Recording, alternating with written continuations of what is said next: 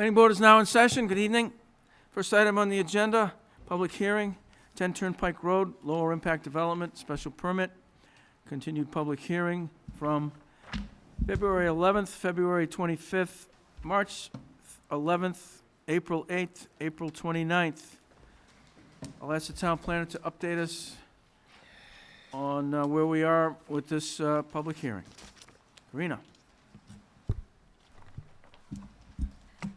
The last planning board public hearing was on April 29th, where the planning board voted to approve the major site plan and continued the lid to this evening.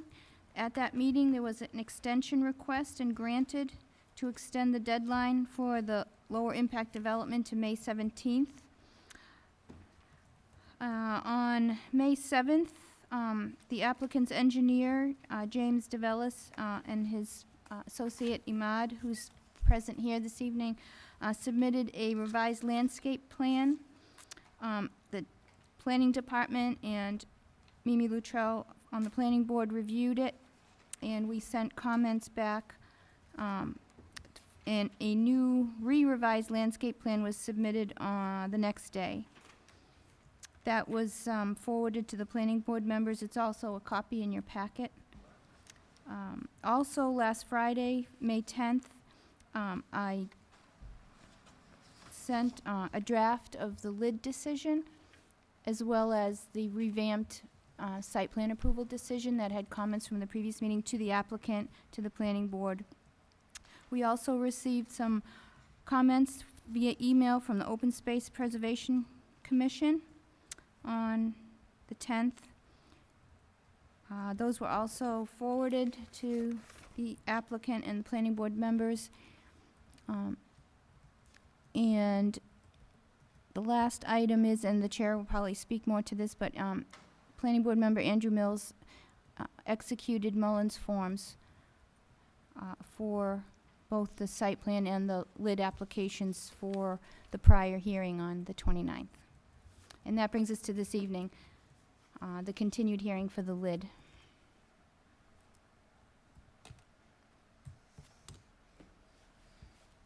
Thank you. Good evening. Good evening. You're on. Making sure my phone and everything is off so we don't bother you. Yeah, since the last meeting, at which point in time it was noted that the major site plan was approved, there were some questions from the viewpoint of landscape, and we gave a revised plan, which we think answered substantially all of that, or all of that. We did get comment today raising 3 questions in regards to the landscaping, and I'll have our consultant go through those comments in the response to that, to address those comments. 2 of the 3 deals with native species or percentage of non-native species in the seed mix, and also some identification on the plan. So you want to take a mic and... Sure. Catherine Martin, I'm the landscape architect on the project.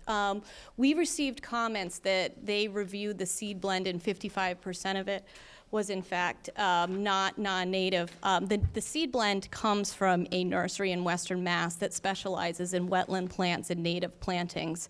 In order to use a seed blend in New England on sloped sites, we do need to have a small amount or part of the blend to contain a seed that is, and when I say non-native, it doesn't mean that it's invasive. It just means that it's an acclimated seed that is going to germinate quickly and give us the erosion control that we need. Without this, on the slopes that are 2-to-1 or steeper, we will have washout immediately. We're also using this seed blend in stormwater areas and rain gardens where we do have water moving through there, and we do in fact need to establish cover quickly. Like I stated, this seed blend actually comes from a nursery in Massachusetts that specializes in wetland and native plantings. I think and then the other comment I think was related to fertilizer. We can put as a condition that we will use organic fertilizer, and I want to be clear that we actually do not fertilize the plants. What we propose, and this comes in our specification, is that we amend the soil. As many of you know, soil on a commercial site is much different than soil in a residential home. A lot of times we bring it in and it just does not have the nutrients that we need. Our specifications make our contractor test the soil and provide us results, and based on that, they need to amend it so that it actually has the nutrient values that will support the plants. Considering the fact that you want to have a 1-year guarantee on these plants, and there are several points in time when you want to make sure that these plants are healthy and maintained, I do suggest you allow us to maintain it, but as a condition, we use an organic protocol. We do this often, and I think if you actually refer to that number 13, it does refer to using manure, but it can be manure, compost, bone meal. There is no reason to use a commercial non-organic fertilizer, and we'd be happy to accept that as a condition. And we typically do not show the areas in terms of highlighting the actual size of the area. The areas that are indicated on the plan as being seeded are the areas that are to be seeded. It either is the wetland mix or another native mix when we're talking about the side slopes. The other areas, in fact, will just be planted as they are shown on the plan, as this is industry standard. So those were the last 3 comments that we had received. I think everything else on the basis of the plan has been signed off by your consultant.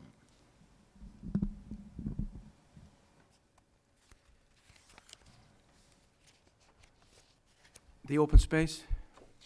The open space, I haven't been part of the discussions on that. To be honest with you, I don't see any requirement in the nature of the zoning bylaw or anything to require it. We understand the board's question. So what we've looked at in these are handouts, one for you folks. Need a microphone, Council. Yep. So what we've done is looked at the perimeter of the site in crossed-out areas that both have the existing. Hold on a second. We're still Yep. distributing these. Just a second.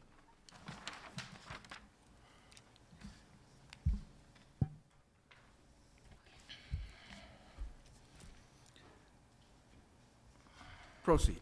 So the area that you see in bold, basically the back half of the site is about 3 acres. Significant grade changes through that ledge site as well as immediately, as you can see, behind the building. The honeycomb section of that plan, that's the area of existing development with the towers on it. So, of course, we couldn't dedicate any of that. And that access to that site, if you look further down to the base of the site, that access to that area of the site is actually through our site, then off our site through the power lines adjacent to us, and then back that driveway, and that's where the antennas are. So it circles off the site and comes back on. That agreement with them also provides that if access was lost through the power line, that we would have to provide them access through the site to get to that easement area. So if you look at the plan, you'll see an area that we did not extend this open space all the way down, because if we have to provide them access, that's realistically the only place on the site, because of the slopes on the site, that we could provide a roadway to get them back up to the tower. So that's why we didn't extend the open space proposal all the way down to that site.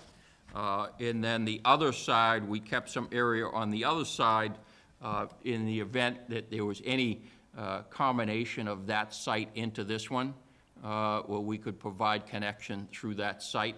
So what we took was basically a full perimeter around the back. So if you take roughly the 3 acres, reduce the 3 acres by the area of the tower area, we're talking providing 26% of the balance of the site as the open space, with the only one condition being that if by chance there was ever connection to any of the properties in the rear, then we would, of course, have to provide access through that buffer to that adjacent property. We don't want to foreclose potentially purchase of or adjacent or surrounding properties that we wouldn't have access to.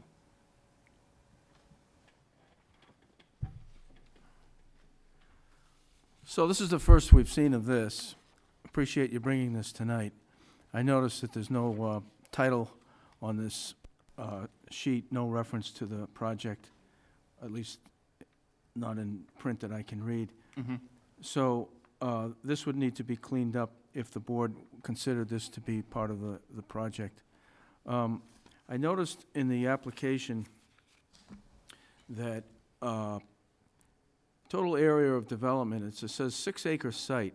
This is in your application.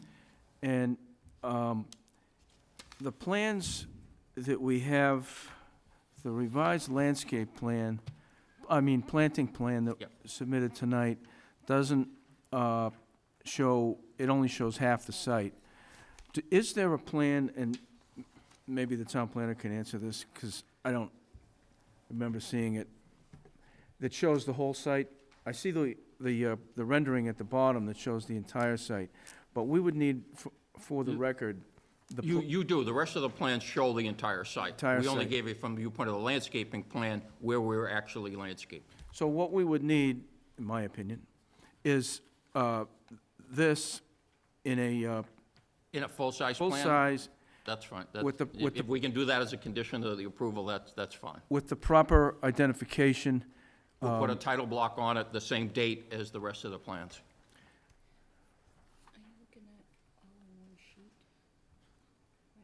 Either all on one sheet, which would change the scale. Is that? Well, if go- you want go- it all on one, yeah, it's go going to be a back. different scale than the rest of the plans. Which is fine.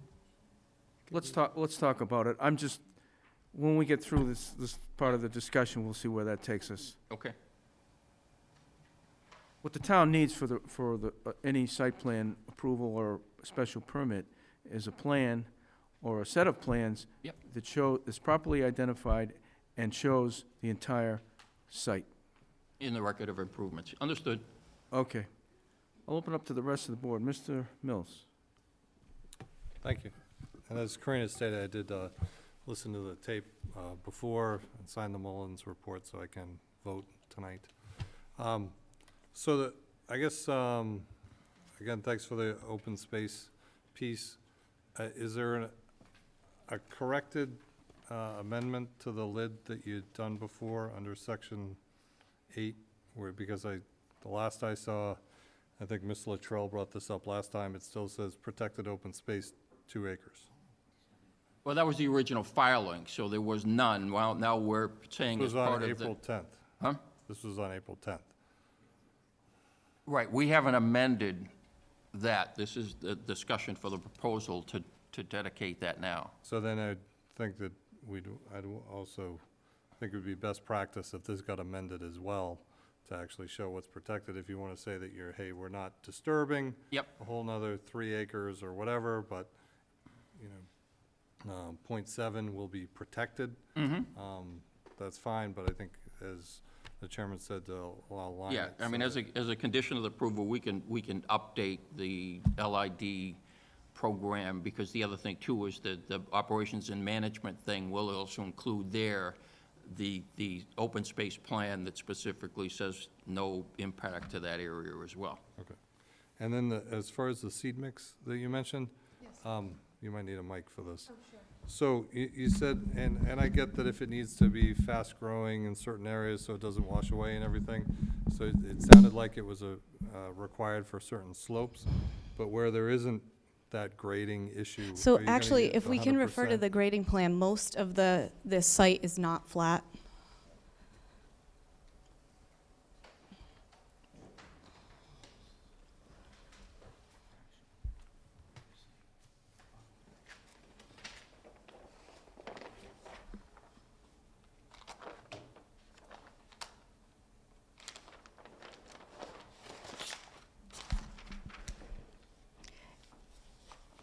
I'm sure you're all used to looking at grading plans. As you can see, we do have swailing coming down on this side. We also have the grades coming down at a considerable slope on each side of the street. And then in the back is actually a stone swale, which is a stormwater management area, which is sloped to carry the water through there.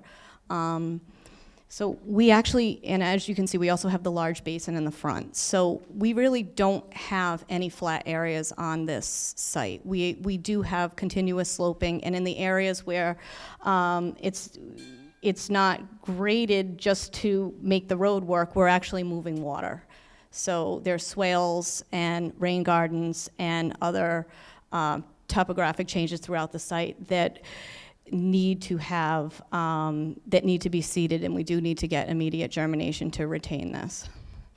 So is that mix gonna be like 50-50, or is it gonna be 75-25? No, the majority of the mix is actually a native blend. We use a small amount of non-native seed in germination in the beginning, and it's an annual that actually dies off, and it's really just for establishment. And this is not a conventional seed blend that you would use on your home, and it's not even one that you would use on the highway. This comes from a specialty nursery in Amherst, Mass. that provides seed blends for slopes, for stormwater detention, rain garden areas, and it's for ecologically diverse sites. It's to support habitat. It actually does everything that it should be, it should do. And your consultant actually reached out to them, and I think they did explain this, and they said that they do have another blend that is 100% native, but it will not retain the slopes, and we just can't use that on this site. We did put a lot of consideration into this blend. It's a pretty expensive seed blend, and it's certainly not conventional. It does work in concert with the LID and stormwater management design. Thank you. You're welcome. No more questions. Mr. Jenks? I really had no expectation of getting open space, given the size and shape of the lot, and I am thankful that the developer has been able to put this together, and I have no criticisms or complaints or questions about it. Thank you. Mrs. Luttrell? Good evening. Yes, thank you for the open space. That is appreciated. Back to the seed mix. The fescue and the rye, which is 55% of the seed mix, those are the non-natives that are in question. The fescue is actually native. It's the rye that's the non-native. And then I believe there's two mixes out there. There's one for stabilizing of the uplands, and then there's one that's in the interior of the stormwater plans. And there are a couple of there's actually multiple seeds in that one. There are a couple in there that are just for initial establishment. This is a mix you use in all other projects throughout. Well, this is a mix that we use when we're working with stormwater management, rain gardens and LID, or we're trying to create a habitat that's been lost, and we're trying to reestablish that. That's the primary use for this. This is not a conventional Kentucky bluegrass. You mow it every week, 2 inches. It's a drought tolerant, it's diverse, it has different wildflower interests. It's supposed to support the native New England woodland type environment. It complements the native plant palette that we're using here. But because we do have slopes and because we do have varying hydrology, we do have to look at something that can also prevent erosion and, the scarification and washout. Okay, don't sit down. Okay, okay. I have just another question on the legend Sure. in the plants on the plan. Sure. Under the perennials and sedges in the rain garden, Correct. Yep. under the CAX, it says 27, but I'm showing many more that are laid out on the plan. Because we're using it in the rain garden, but we're also using it as a conventional plant as well in the landscape, as part of the landscape plan. So the 27 CAX refers to the top basin, and it says 27 CAX to be field located, and those are the ones that are used in the basin, and then we'll be using them in other places throughout the landscape.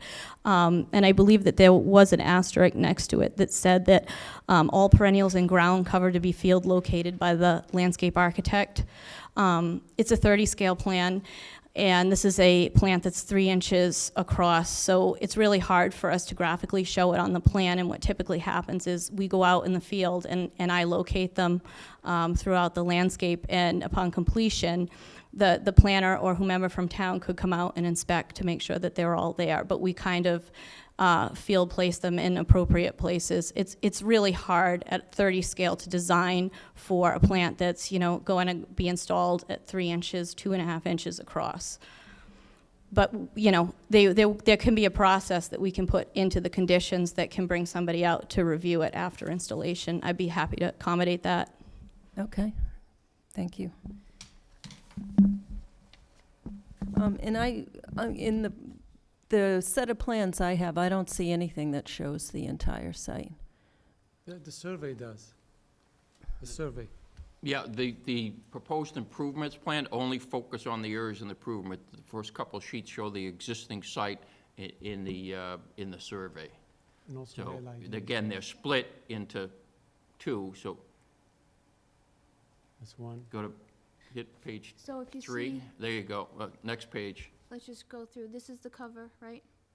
Yeah, The next page is the upper that's portion. the bottom of the half, that's the existing condition. Existing conditions, and the other And that's the half, top half of the site existing condition. and then, Because of the scale of the site, in your scale requirements, we can't make it all as one sheet. Oh, okay. it's not until you get down to the low-impact development. Also shows the flood. Uh, And then those are the C7. drainage patterns which show it all as one. Again, different scale to make it fit on the page, but that shows the drainage areas, Okay. both proposed and existing. So when we get a plan that shows the open space on it, can we reference the open space language that we reference on the plans? Yeah, I figured you would jump on that and see it. This plan does need quite a bit of work to make sure it gets cleared up some more. So if you want to keep going into that, maybe it's fine, otherwise, I was going to ask questions about it. Oh, okay. You know, it's the first time we've seen the plan, so. Yeah, I don't know what I have it somewhere, the standard language that we use, that just says If that we get it the there, open we can add space. that to the plan, certainly. Okay. And it's somewhere in this pile, and I'll find it in a minute, but I'll cede the microphone for now. I'm all set otherwise. So, did you have this to go up there? Do you have a Yep. full one? So that the TV can pick it up?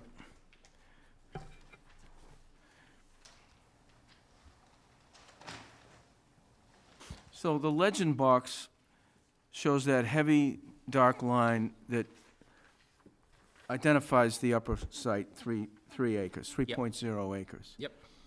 So we understand that. That's the total acreage that this plan talks about, even though the site plan and the special permit for lower impact development covers the whole site. Correct.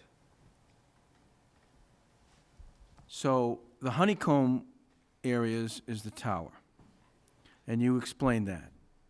Yeah, that's the area or existing cell tower leased area.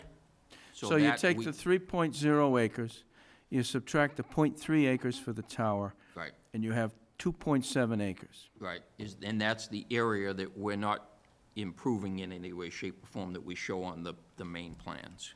Then the crosshatch symbol Yep, adds up to what you say is .7 acres. yep. And you're calling that the buffer consideration. Yeah, we can change that to whatever terminology you have. And then the clear, the no crosshatch, no honeycomb, just the clear picture of the rest of the land, you're showing as the buffer consideration divided by the 2.7 acres, and you get the 26%. Right. So it's the crosshatched area that you're saying will be the open space Correct. area that would not be disturbed if the rest of the site were to be sold or developed Correct. by you or someone else. Yeah, again, with the potential caveat, if somehow, again, the adjacent property was acquired, just the right to put a driveway connection to those properties. Otherwise, whatever language you got that it stays in perpetuity is what we're talking about. So again, the way you've done We the- can delete that percentage if you want and No. just show the. No, symbol. because I think when we talked earlier, we would accept a percent, Okay, because as you have this drawn, it's 30 feet wide, yep, and it just stays 30 feet from the property line. yep, But if a future development needed to get within 25 feet, and then you added that back in at 35 feet, if you moved your open space closer to the property line, you wouldn't have the 30 feet. But in some other part of the site, you may be able to move it away from the property Yeah, but line. once. So our the impression was percentage- Once we give you that open space, that's it. That doesn't go away, again, with the potential exception of a connection through it. Right, So but that's the- almost, always 30 feet cannot be touched. Right. But again, as a percentage, I think it gives you more flexibility and value to. Oh, to give us, to say we can modify it as long as we have that percentage? Well, within Okay, yeah. reason. But again, it's fine to do that calculation for the 3 acres. But Well, we can put essentially, it's- meets and bounds on that, on all of those buffers, so distances and the whole deal, and show you the calculations of the 3 acres when we do the full-scale plan. we with would all your want that. legend. But again, the percent, it's fine as far as comparing it to just the 3 acres. Mm-hmm. But if this is a 6-acre site, it's really 13%. We can, yeah. You want us to use the full acreage of the site? Okay. I think you should do both. Okay. If, the way you have it here, what you have to add is the percent of the whole site. Okay. And in that case, you may be able to add in the rain garden. Well, It's how you want I to would do it. rather not, because once you do it, then you kind of, when you change it, you get into that whole thing. I mean, that's why the focus is on the back of the site where there's absolutely no development taking place. So that area we can, finish off in accordance with the plans and not have to worry about it. If they change things, of course, they got to come back to you for an amendment of disapproval. But I'd rather not identify improved areas, including rain gardens and drainage swales and all that stuff as part of the open space. Okay. Because we have to maintain that as well, and then it becomes a question, it's not open space because you're maintaining it and doing all the rest of that stuff. Open space, I'm I can approving. just tell you that the way we handle these lid permits is for the entire site. Yeah, And so the plans must reflect these percentages we can do that easily. relative to the entire site. Yep. There is benefit to you giving the percentage relative to just the 3 acres, because it further refines what you're trying to do. We'll break out the calculation both ways. Okay. Open it up to the public? Yes, ma'am.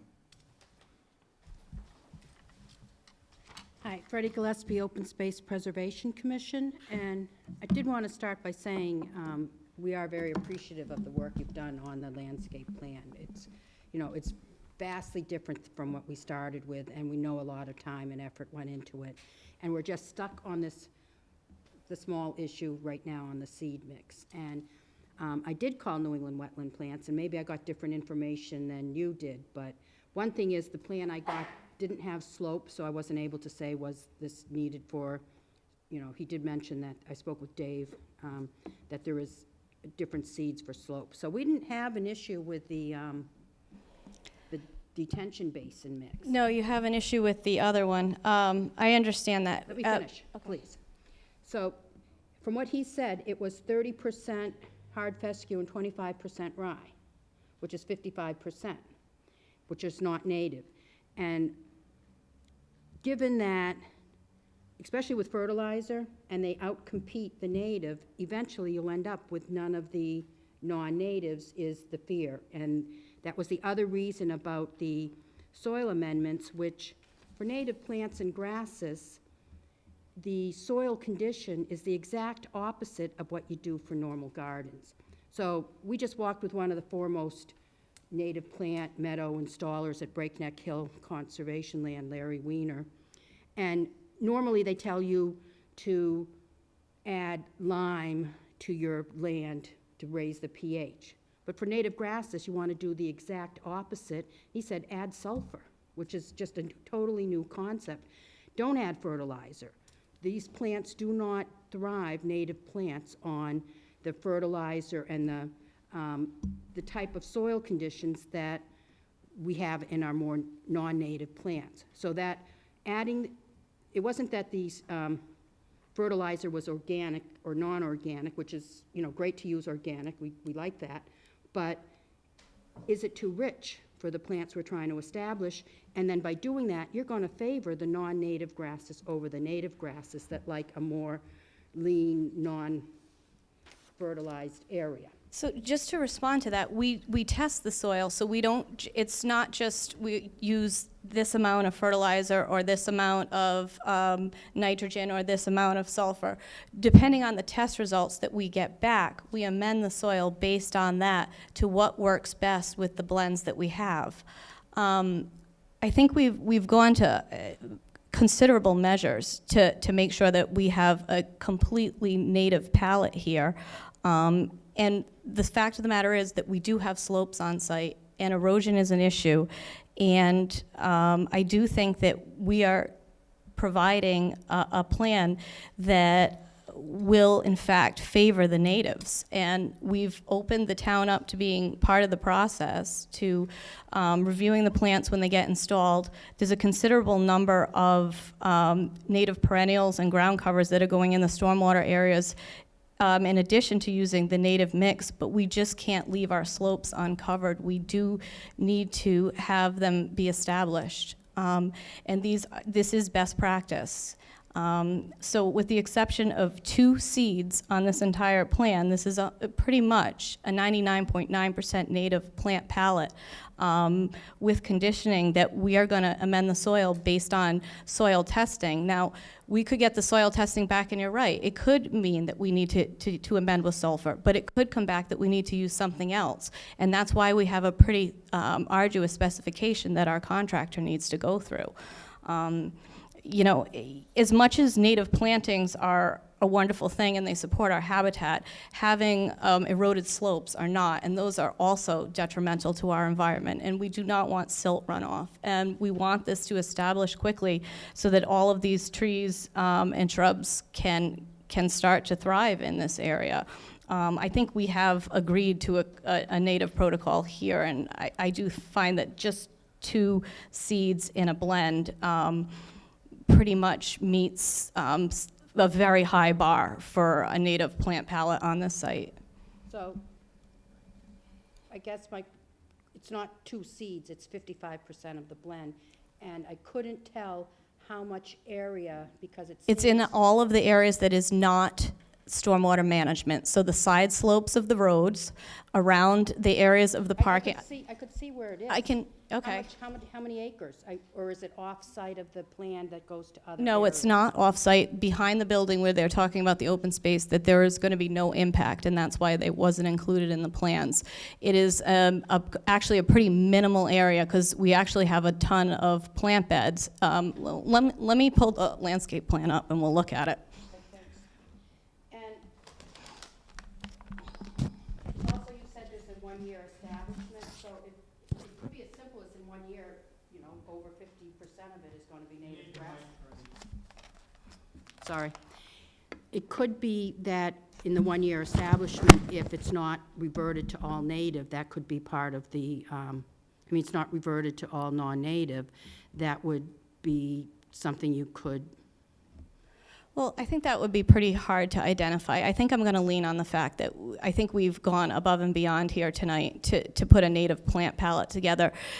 We've actually have 36-inch wetland shrubs in the basin, which is large. It's bigger than you would ever see on any other site. Most of the time, we use 12 to 15-inch shrubs in the stormwater management areas for establishment. We have gone to excess here to meet the standards, and I don't think coming back a year from now and saying that we have a few some grassy areas that are non-native and they should be ripped up is a smart, and it's not sustainable, and it's not a best practice. What's best practice is installing this and getting the slopes to be stabilized and coming in and getting the plants in and getting the palette in and having it all come together and thrive. That's what's sustainable. So is it just the area on the edge? No, so the areas where on the edge is where we have landscape beds. So it's the areas around the side of the road only. And then in between the trees on the side of the road. Now, the other areas are stormwater basins, and the areas on the opposite side of the road is a plant bed. So I guess what I didn't see is all the white between the building and the planting edge, is that all pavement? Where are you talking? arrow is Yeah, right now? that's an entry drive. And then if you bring your arrow down, That's an entry drive. That's a Keep- driveway. keep This going is down. that is all parking. That's Right. existing parking. so all in there is parking? That is parking. Okay. Is there anyone that needs more information on this subject? It's obvious that there's a disagreement here, professional disagreement. Well, I don't know that it's a Hold- professional hold on a disagreement. I think we're at a point where you've made your points, and Ms. Gillespie has made hers. If someone wants to continue this discussion, we'll go along with it, but if we think May I suggest if we've this? had enough information on this, then if the board feels that they have enough information to contain that in their consideration and their vote, then we'll move on to something else. We'll move on to something else. Mr. Mills? So, I forgot to bring up one other piece. I know I wasn't at the last meeting, but I had requested, it was presented after you guys left. We had a resident of the town that works at WPI, or is a professor at WPI, talked about blue light and LED lights, and how it affects the whole nighttime rhythm. I forgot the technical term he used for it, but for animals, insects, and everything, because the new LED lights have a high blue spectrum that's included in it, and we haven't discussed it yet as a board, but I think I know from my perspective, I'm gonna advocate that we look to put it into a requirement for going forward, that we use low blue light LED lighting going forward. So is that something, or a lower I can't spectrum? comment. All I can say is I think from the viewpoint of what we now have on the plans complies with the very technical requirements you have. I don't know if your bylaw now addresses blue lights. It certainly addresses the LID stuff, which I think we're in compliance with and your consultant has said okay with. Right, I'm just, and I know this is something that just came up, we got talked to the last time. Right. So it's not at all a requirement. I'm just wondering if that's something that could be looked at when you go with your I lighting didn't make the last consultant. meeting, so I don't, So, I think there's, he said it's just a matter of which bulb you use. So it's a lower intensity blue. I mean, if you want to Yes, sir. include a condition that says if cost-wise, we can do that and still stay within the parameters of the photometric plan that you have, I don't think we'd be. I have a little bit experience with this blue light you're talking about in my last project. Outside lights, you can go, there are different temperatures you go to.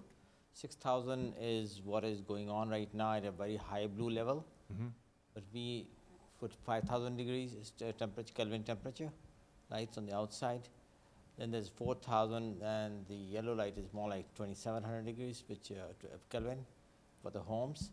But all the commercial lights these days are tending towards 6,000, but 5,000 is reasonable intermediate number to use. So we're gonna use 5,000 degrees temperature, 5,000 Kelvin. That's the, but you go to 6,000 becomes very below, 5,000 less below, and 4,000 even less. But the most things that are available right now for commercial lighting is 5,000. You can get 6,000, which give out more light. Not, it's a perception. Right, so I'm just asking if you can use the lower, So we'll use the 5,000 Kelvin temperature lights. thank We you, won't go to 6,000.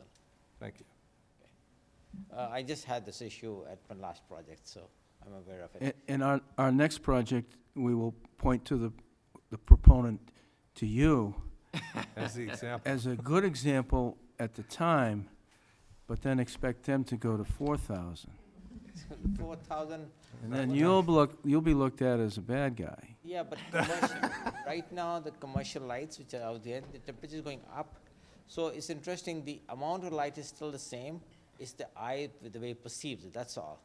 So 6,000 looks a little brighter, but it's not really bright. It's the color that is affecting the eye. So 5,000, but you can't get 4,000 readily for commercial lights right now. Means you have to work very, very hard to find and may not get the right fixtures, right bulb. But 5,000 still you can get very readily. 6,000 is, people are pushing towards 6,000, but I think there's a too bluish light.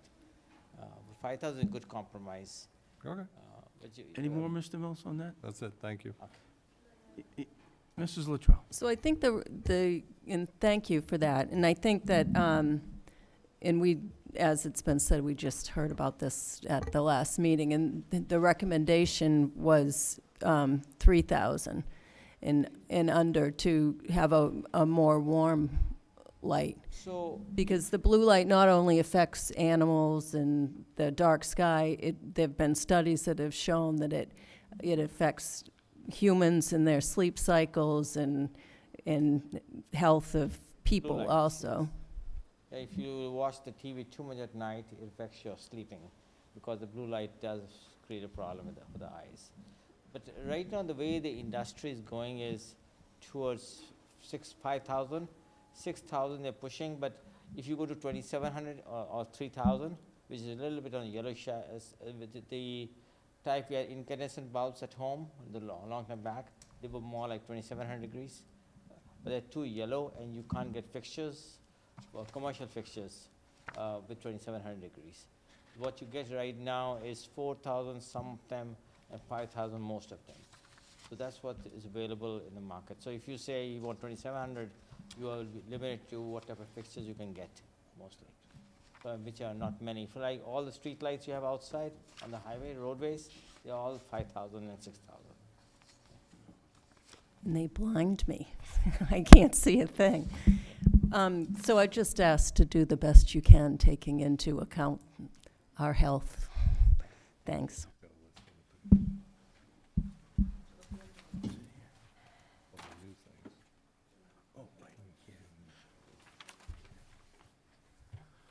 Anyone else from the public relative to the special permit public hearing?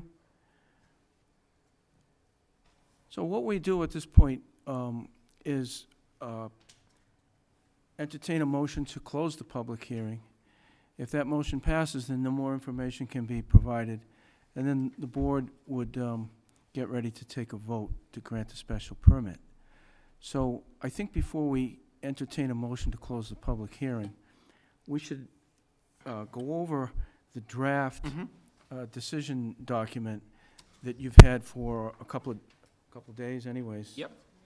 And there's 14 conditions. Yep. One of them had a blank at the very top of the page. Yep. And we were, based on your submittal, putting the number 0.7 acres in that sentence. Yeah,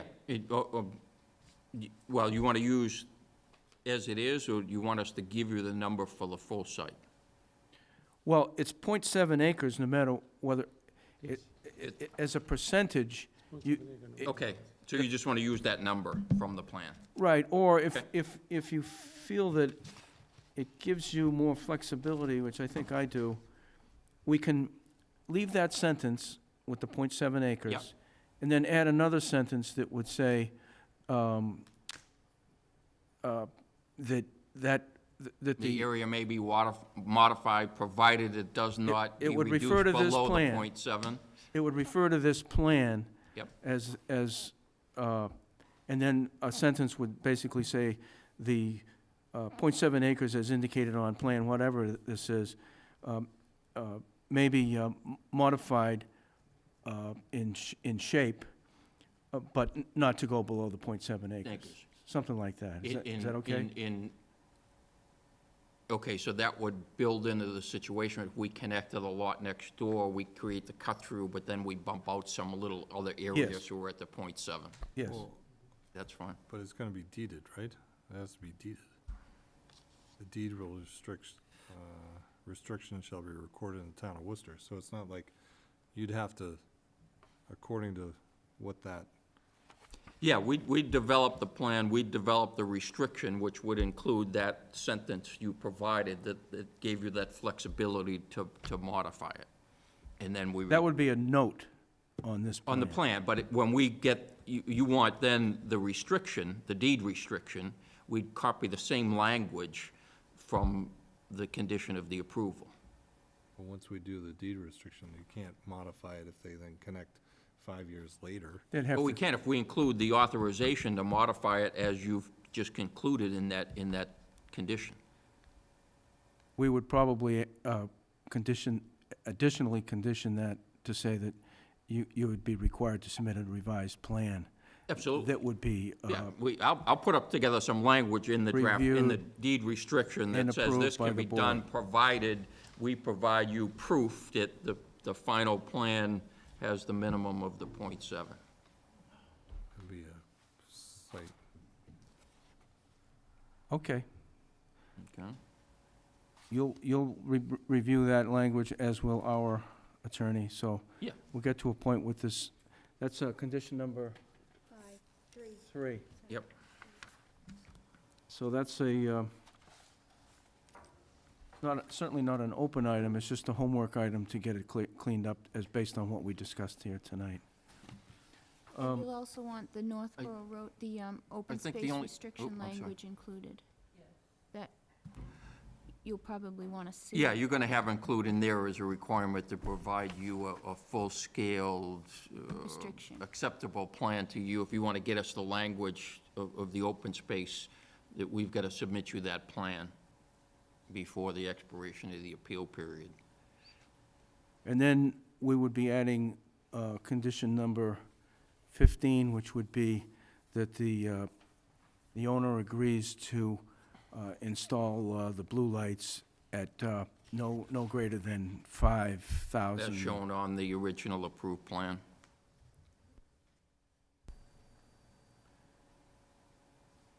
And just before we close it, I guess I would like a sense of where we are on this whole native species type thing. I mean, if you want some condition that we've got to provide you proof in the nature of a certification from, the landscape engineer upon completion of the project as to the species and that the site is stabilized using this seed mix, we'd be, I think that's an appropriate response to the comments. If I'm prepared to speak to that before we close the public hearing. I don't know if any of the board members wanted to speak to it before we close. For me, I appreciate the input and respect the difference of opinion, but I agree with the consultant based on the slopes and the wide use of that mix in similar areas around the state. We're still, we've come a long way in our, native and native plants relative to site plan approval and these special permits.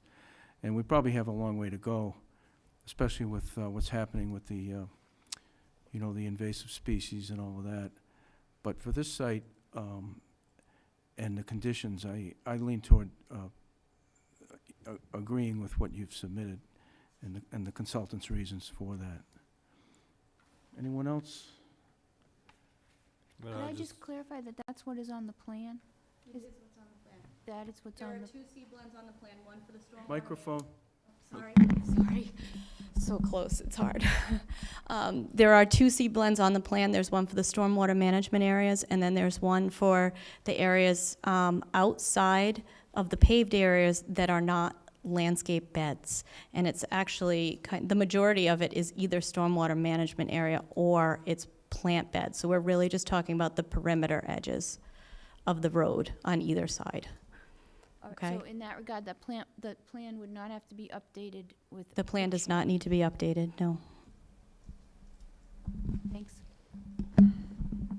Yeah, I think with the partnership with the open space and the blue lights and the rain gardens and the other accommodations that have been made, I'm comfortable with the seed mix that you recommend and the other plantings that have been adjusted as we've gone through this. So while I understand from an open space perspective, we still would like, more if possible. However,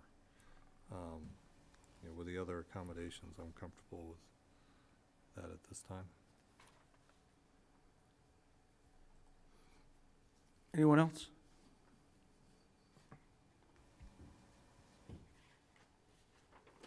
Yeah, I agree. We're still learning here, and I don't have enough knowledge to argue you on that point, so I'm But you fine would with like it. to? I'm not, I would like to say, though, this is a very aggressive native planting schedule. I mean, albeit a little bit of seed that's non-native, you've covered your bases here. thank you. Anything else from anyone? Karina? I wanted to ask if there was any other waiver requirement regarding to the lid techniques.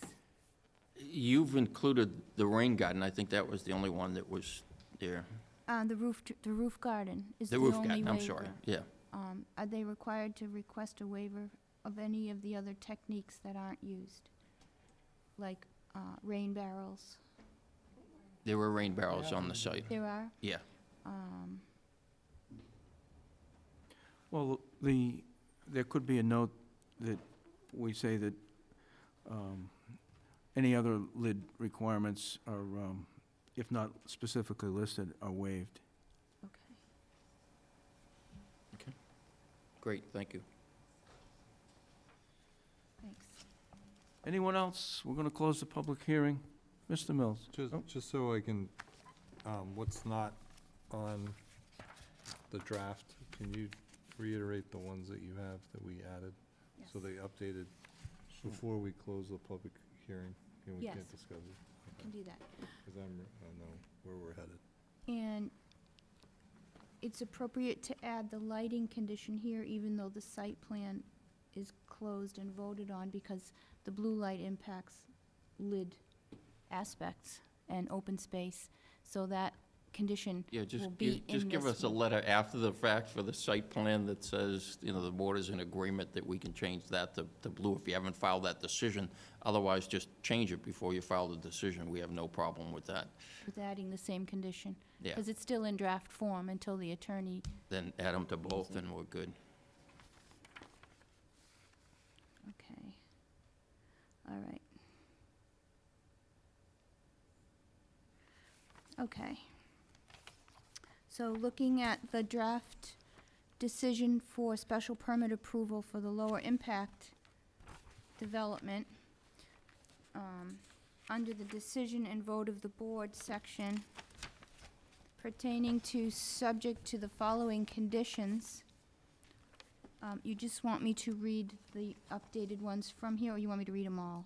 Some No, of I them? think just the ones we added tonight. Okay, so I believe under condition number 2 for landscaping, I would add a bullet item at the very end that says seed mix as shown on planting plan dated May 7th, 2019. I'll wait till you open it up.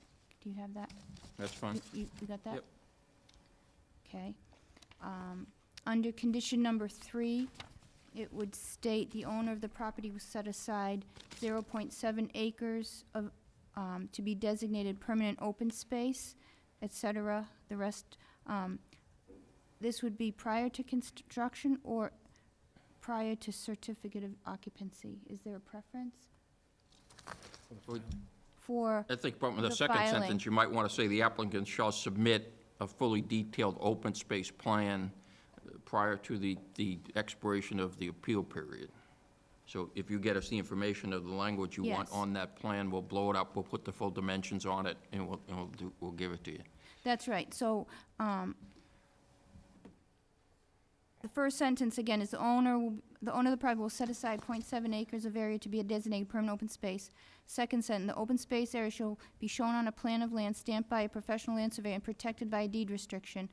And then we'll put in that, refer to open space plan dated, whatever that date will be. 0.7 acres may be modified in shape, but not, be less than .7 acres. If this changes, it requires the owner to submit a revised open space plan to be approved by the planning board. With the plan to be updated prior to the end of the appeal period, right? Something to Well, that plan, the modification, if we ever did that, would be after the That's appeal right, not period. referencing the modification. Right. Somewhere I The have to put original in- plan reference would be prior to the Yeah. appeal period, yep. Right, so I'll move that, it will have the additional language for the standard restriction. Yep. And that plan that shows the open space restriction has to be submitted prior to the end of the appeal period. Yep. And then it will have a separate paragraph here stating that you have to resubmit if you reconfigure that Yep, that makes sense. .7 acres Yep, to the planning board. Yep. Okay. And then just pointing out that prior to building permits being issued, bounds and drill holes delineating the open space shall be installed, and a plan stamped by a professional land surveyor certifying installation shall be submitted to the town planner. So with your first configuration, you'd have to show those bounds, and then you'd have to know that if you change the plan, it will require those bounds to be they'd be revised. moved, yep. Right, okay. Yeah, we can include that requirement as part of the deed restriction for the open space. Okay. And Karina, this is gonna get updated too. Yes, we have, yeah. You want that as a condition? Well, I don't know, I just wanna, The development impact statement has to be updated. Item number, I'll be honest with you, I mean, that is a Again, for- statement at the time it was made, and your decision now supersedes that by saying we're required to give you .7. If you want us to modify it, we can, but I don't see the need for it. this was originally submitted and then revised to this particular Right. version. It's probably best if we have a record copy of that with the correct number there. It's just a document if you submit it with that. I agree updated- with you, but that's the application process. Your decision now supersedes anything that takes effect before you write the decision.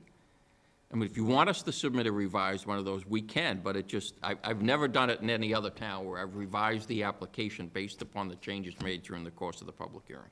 If you want us to do it, we will. I guess if it's on the plan and. Let me just look what it says. It references the plan saying that's going to be the restricted open space. There'll be confusion in the future if this document's in the file and it says 2.0 Right, but after completion. I agree with you, but the You'll be decision in- always controls. I understand, but you know how things go in record If you want us to keeping and all. revise that, we will. It's just a simple Not gonna replace argue this with you. page. I think that would make the planning board members more comfortable because this'll, says 2 acres. So later on, someone can come back and say, hey, where's the 2 Well, acres? they can't, because the decision controls. Yeah, but what if there's a typo or something gets missed? It's fine, we'll give you a revised, we'll Right. give you a revised page. It's up to the planning board. I just wanted to point out that it is development impact statement at present and after completion. Just say, with the submission of the revised plan, the applicant shall submit a revised in reference that page. Very good. If it was a huge document and a massive amount of editing, we would probably lean in your direction, but it's one box with one number in it. That's fine. Too bad. Two boxes with two numbers. So that's not a condition, we're just gonna expect them to deliver Yeah, that. No, That's whatever. all, it's not written in here. We Okay. just want you to close the file out properly. That's That's all. fine. Okay. And then, condition number 15 was added stating, "The owner agrees to use 5,000 degree Kelvin blue LED lights for project lighting, for project lighting." And then this same statement will be added to the site plan approval conditions. Yep. And that's all I had, unless anybody has, if I forgot something. and there was gonna be updated overall site plan, was that right? Or did I miss that? Oh, that's in here already. Final plans shall be revised in accordance with minor revisions requested by the planning board and discussed at the final public hearing as part of these conditions.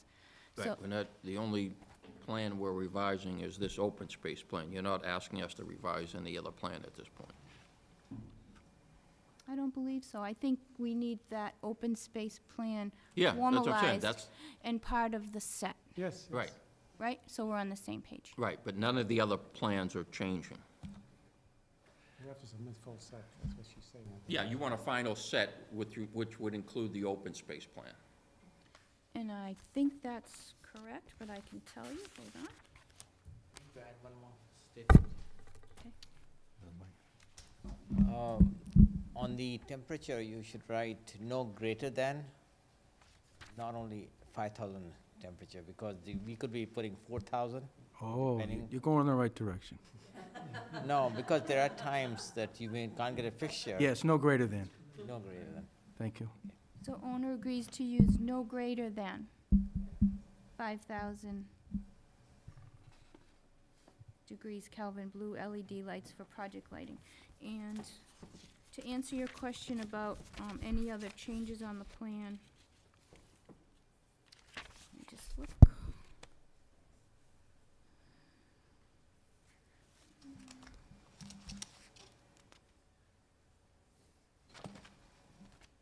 No, I think that the last submission was going to be the current Mhm. approved. Mr. Jenks? Mr. Chairman, I would object to adding that note to the site plan, site plan. That public hearing was closed, we voted on it, and it's not really good practice to make a change after that, so. Thank you. He's right. He's right. He It's is covered. right, but you understand our predicament now. I've got one decision that says this and one decision that says this. I can't do both on the lighting. Either I use, No, The advice would be to go with the tighter condition. as long as, you know, I'm not gonna have the town come back to me and fight this and, you know, can I just point out, I don't believe, let me see. Oh, because the lighting plan, does the lighting plan itself in the plan set indicate other type of light than, in other words, in the site plan condition, it's just a generic lighting condition. well, I mean, the other way to do it is that, you know, the LID special permit is LID techniques, which under your bylaw are more drainage, not lighting. So if you don't include that condition in the LID special permit, then whatever that says in the nature of whatever lighting we can use, and that site plan condition will control. I guess I'm confused because the condition in the site plan just says allowed lighting for the development will be as shown on the approved plans and as per lighting specification and photometric plan is approved. What you could do is update the photometric plan to state that blue LED light requirement, and then it's It- covered in the plan. Okay, as long as the board's comfortable with that. Because then it's in the LED plan set on the photometric. Because, As long as the board's comfortable with that, I just want it certain that the final agreement is there as to what we're putting in. because the site plan condition only references the lighting plan generically, that it has to meet that. And the lighting plan is in the LED, in the LID set. I'm good with that. Mr. Jenks, all set? So we will update the photometric plan. Okay, thank you. Last chance. Mr. Chairman, I make a motion that we close the public hearing for 10 Turnpike Road, lower impact development. Second? Motion's been made and seconded to close the public hearing. All in favor? The public hearing is closed. Mr. Mills. Chairman, I vote that we move to approve the lower impact development for 10 Turnpike Road with conditions that were drafted back on and amended from May 10th to this evening. Second? Motion's been made and seconded. Any discussion? All in favor? Approved. Thank you very much. Thank you. Good luck. Thank you. Okay, next item on the agenda. Mr. Chairman, I make a motion for a 2-minute recess. Second? Motion's been made and seconded. Any discussion? Hearing none, all in favor? We'll see you in 2 minutes.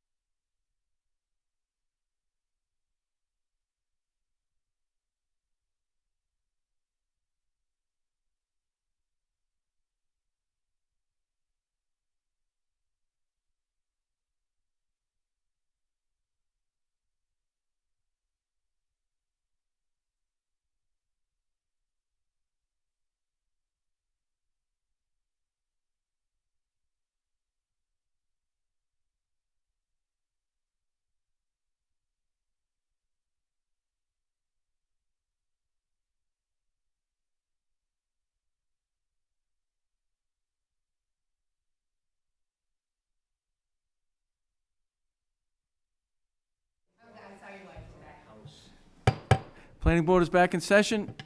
Next item on the agenda is the open space monitoring, but we're going to jump to second one down, third one down on our discussion items, which is 144, 154 Turnpike Road. We have the neighbors here, so we wanted to accommodate your time and invite you to stay for the other items, but we know that you won't. So we'll go to the town planner to give us an update on this, and as we have told you, remain committed to keeping this on our agenda until it meets a formal, proper resolution. Thank you. Karina? Okay, since the last time we met and discussed this, a couple things have happened. At the last meeting, there was a proposal from Bill DePietri to put some Jersey barriers into the property of 144 parking area in order to expand the parking for 144 temporarily. That was not found to be acceptable, so he was informed to cut off the driveway connection that is non-compliant, which is, if you look on the screen, there's a circle right here. A driveway access had been built right here, as you know. So the Jersey barriers, I was sent a photograph that was also copied to the building commissioner of the Jersey barriers in the driveway, blocking that driveway connection. There may still be the barriers in the parking lot somewhere stored, but at least the driveway connection is blocked off. And I'd also like to update you that Mr. DePietri has submitted application for modification for both 144 and 154, as he had promised. So that will be on the planning board agenda for public hearing on June 3rd. That's the next meeting coming up. And so he is, has provided me information. Some of the information had to be updated, but it's still within the time allowed to get everything going for that meeting. So that is, that's what we're anticipating, that the public hearing will be June 3rd.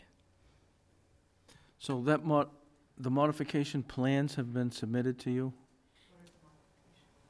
Yes, they were submitted and they were returned for improvement, and this morning I met with the applicant and he showed me updated plans that were engineered site plans, and he'll be providing me the full sets tomorrow morning in time to make the deadline for the newspaper publishing. So we're on board. And schedule. when you get those, you can put those on the planning board's website? Yes, those will be So posted. that you all can see it? Yep, under news and announcements, and if you get the e-alerts, you'll get the note as soon as I post them up there. It'll say 144, 154 Turnpike Road, public hearing, June 3rd, 2019, and it will show the application, any documents, and the plans that have been submitted. And they'll be available at my office too, for viewing, if anybody wants to come by, look at them there. And just to show you, this is the letter that came with the application indicating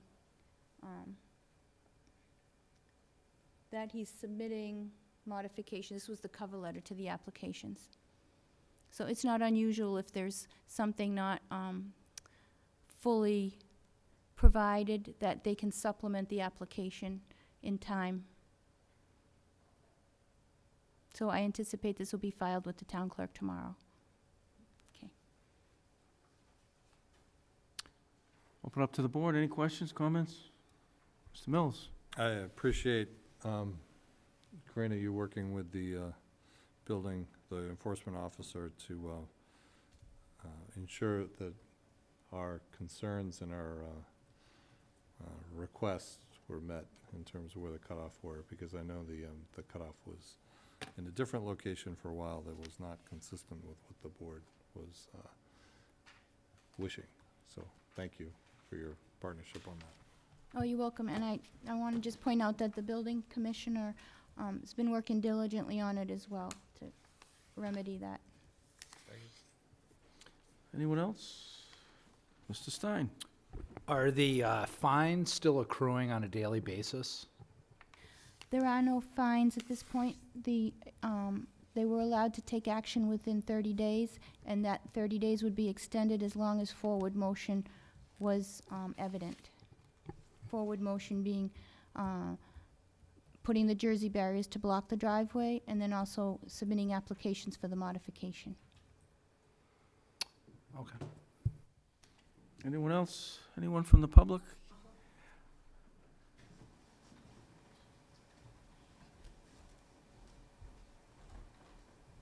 I'm Caroline Agababian. Actually, I talked last time, but my property, which is the 18 Breckneck Hill, right, is behind it. So I've been affected the most as far as that is concerned. But my question is this: what Mr. DePietri did, it was illegal, correct? So why should we are at this point addressing this issue when he did something illegal? I need answer. I don't know the answer. I want your answer. I mean, you're our representative. You're our protectors. Mr. James? And you're following the rules. Okay? I just want to know, why should we, all of us, after work, sitting here, being, spending our time here, and when he has done something illegal, and it should not be even discussed? Well, illegal's a pretty strong word to use for this type of situation. Sure, He violated regulations. sure. It's certainly not something he's going to jail for. Okay. So I wouldn't say it's illegal. He tried to make a solution to his problem. In my opinion, and I think others on the board didn't consider the neighbors when he was doing that. He's now been cooperating. It's very standard practice for a building inspector or building commissioner to send a letter, a cease and desist order, state a fine, and that fine would apply if he doesn't take steps to correct the mistake that he had made. In this case, he is taking the steps. Unfortunately, there are some timing issues that stretch it out. These are also part of the regulations, and maybe someone would argue that the planning board shouldn't do it this way because it's a problem for the neighbors, but if we don't do it the right way, then we're the ones who are breaking the regulations. I see. So I, for one member, am pleased to see that he is cooperating. He's gone around the circle and is back trying to correct this the right way by coming in with a proposal to revise the original approval. Anybody has the right to make the proposal. My neighbor is in the, would like to build a garage. Without her permission, can she do that? There are zoning provisions, our regulations, So and exactly the same. It means the same thing if that neighbor would like to build the garage, which is very close to my property, without the planning board permission, can build that, correct? It's outside of our jurisdiction. That's the building commissioner. That's the building inspector. But I'm just saying that if the Mr. DePietri can do that, to take the law in his hand in the interpretation, the neighbor can do that too, correct? I suppose you could, the neighbor could just do it. Okay. Subject to being told to take it down. Okay, that's fine. But, I mean, what stops you from going in and robbing a bank? You can do it, That's illegal. but don't get caught. Yeah, but it's illegal. In addition to what Mr. Jenks said, I can understand everyone's frustration. It was really a perfect storm within the town where the building inspector resigned, and went to another town, and there was a short period of time where we had an interim building inspector who we would expect to not have knowledge of this Issue. of this matter, and may have even seen it but didn't know that it was a violation. And then we got a new building inspector who would have no knowledge of this requirement and noncompliance. And then shortly after the new building inspector came, she broke her arm? So she was out for many more weeks. And that got us into the mid to late winter before the enforcement, the normal enforcement was implemented. So it took longer than usual. If we had the same building inspector throughout the period, I'm sure it would have been a shorter period. And, but we're getting there. We have to take the right steps. Okay, thank you. Thank you. Anyone else?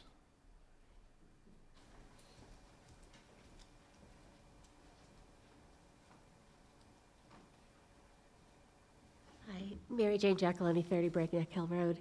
And he did cut it off. I mean, we were down there, we went in there and saw this woman driving in, and they have to slam her brakes on because she couldn't go up into that extra area there.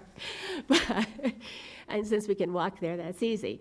But I have seen some improvement at the lights and things like that, and I haven't seen overflow since then. So, and then I would like to reiterate his use of the underground parking too. Thanks.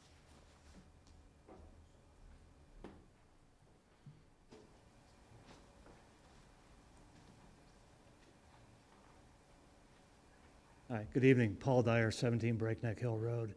I just have one question on this. Maybe you can answer it, maybe you can't. These are two different sites, at this time owned by the same person. If this condition is put in, can these sites be separated again, or can this access road be closed down, access way between the two sites, if new ownership comes in and buys 154 or 144? I think you said that both site plans have modification applications, right? Yeah. Okay, okay, so he's getting around it by doing that, but I'm just wondering, it's under one ownership he's able to even put this on the table. Is it, I mean, it just seems like, once again, you talked about the perfect storm things happening. At this point, he owns both. He wants to have this, and that might happen. If it splits, if it changes in time, we're still gonna be stuck with it. And I'm just wondering, is this a normal practice on adjoining sites that you've seen in the past? Maybe I shouldn't pose a question to you like that, I apologize, but. No, I guess the simple answer is that both sites had separate standalone site plans, site plan approval processes, approved site plans. And his application for modification is separate also. One for 144, one for 154. Doesn't matter who owns it. The board looks at the plan to see what the modifications are relative to each plan, if they conflict, if they work well together, or if any of the requested modifications are unacceptable, and the site would have to be returned to the originally approved site plans. One other point, going back to the original meeting when this came up, there was one point brought up that there were cars parked on Breakneck Hill Road. It wasn't for a party at my house, not this time. But it would be interesting to see if we just take that one statement and weigh that more than anything else. It's very important that we don't see that often, and I drive up and down there all the time. Very seldom do I see a car parked on Breakneck Hill Road. And I think that statement alone in the original discussion was weighed fairly heavily. And I would wonder, I'm sure there'll be traffic studies and site visits to find out that's actually the case. So, just want to make that statement. Thank you, though. Anyone else? So we'll see you at the, keep your eyes open for the town website materials to be posted, hopefully later this week. And the public notice for the public hearing on June. Yeah, the public hearing will be June 3rd, but the publishing of the legal notice for a butter notification will be the 2 Mondays before that meeting. So this Wednesday, I notify the paper so that next Monday it's published in the paper. Then the following Monday it gets published in the paper. Then the following Monday is the public hearing. So, okay. Thank you. Okay, next item on the agenda, if it's all right with Marnie, the open space monitoring. Karina.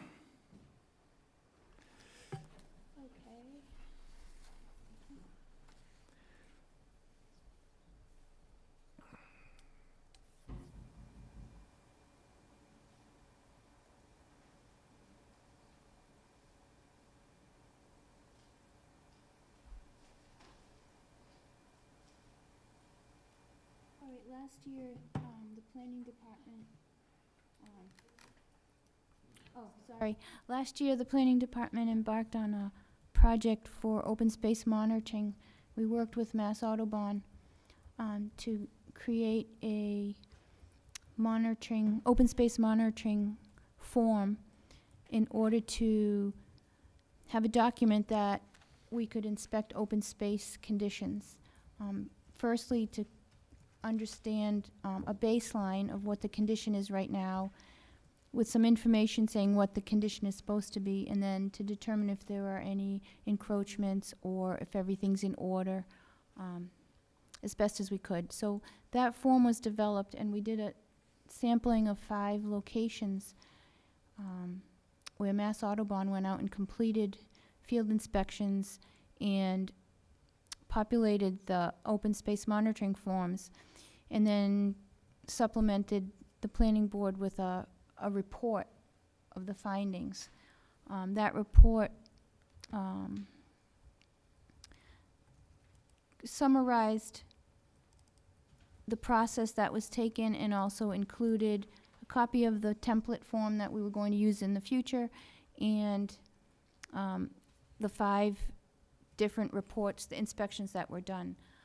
At the end of that program, towards the end, Open Space Preservation Commission, Freddie Gillespie, indicated that there were some items she wanted revised in that monitoring form. It all happened kind of quickly. Some of those items were included in the new form, some were not, and I have a document that kind of speaks to that, and it's also in your package, where the Open Space Preservation Commission had provided a memo indicating some of the features that they wanted included in the report. And Mass Audubon provided some feedback, saying some seemed like a good idea, some maybe don't need to be included, some were redundant. So we're coming to the time of the year when we'd like to put out another request for a quote to do some additional open space inspections. So I approached Mass Audubon and copied Freddie Gillespie on the information so that she is aware of what we're doing right from the get-go this year. So I'm waiting to hear back from Mass Audubon about their availability, and also potentially considering a couple other consultants to do the same. So once I get a contract, a proposal in hand, we'll be able to establish how many additional locations we can inspect. My guess is, looking at the initial information, that we could probably do about 10, 12, maybe 15, if we're lucky, additional locations. A concern has come up based on once a report is done, an inspection is done, and a report is completed, that if not all infractions are found, does that create a problem and maybe let those people off the hook? The property owner who's ever responsible or owns the open space and who's ever encroaching.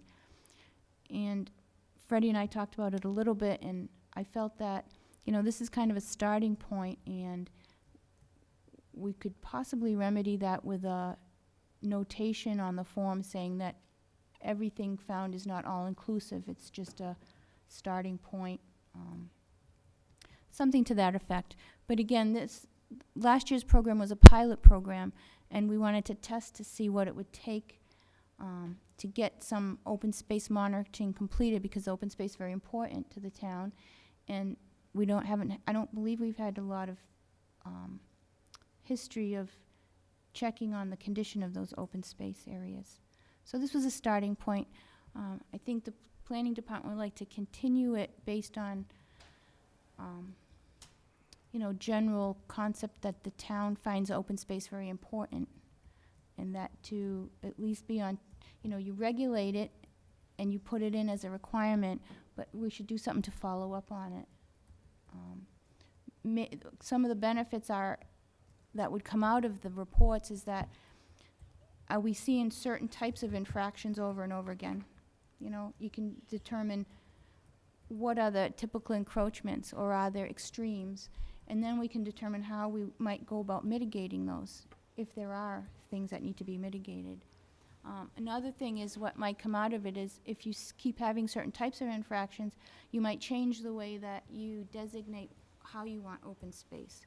For example, the 10%, which ends up in that perimeter strip around the outer edges, which I don't think turned out to be very favorable across the board, not for the property owner, not for Open Space Preservation Commission, just generally a headache, as opposed to maybe a designation of a larger spot.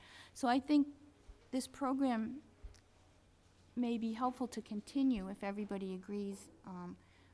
It's not perfect, it needs tweaking, and we can work those things out, but at least we should keep the ball rolling and find it as like a starting point that we can make better based on working closer with open space to do that.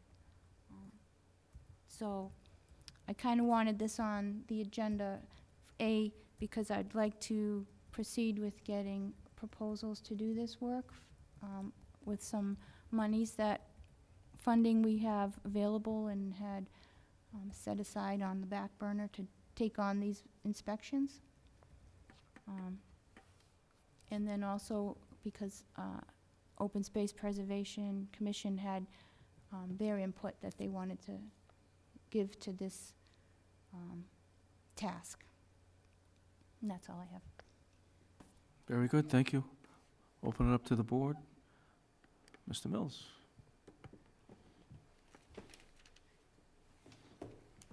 So, I'm definitely in favor of we continue looking at the open space and monitoring it going forward. I think a stronger partnership, as you mentioned, with the open space would be beneficial, and even to draft the plan. What we've learned from this last one to what steps we want to take going forward. So, how the next one would proceed, it would be the best solution. Learn from what we've already done, how can we make it better, and then put out a proposal that is joint with the open space and with us for what that next contract would be with whoever's going to do the reviews. Mr. Jenks? I'm fully in support of a cooperative program on monitoring the open space. I still have the position that open space is part of the zoning bylaw, and the zoning enforcement officer ought to be involved in the monitoring procedures also. Thank you. Mr. Stein? So, sorry if I've been a little bit out of the loop. Has the Conservation Commission hired a full-time town employee at this point?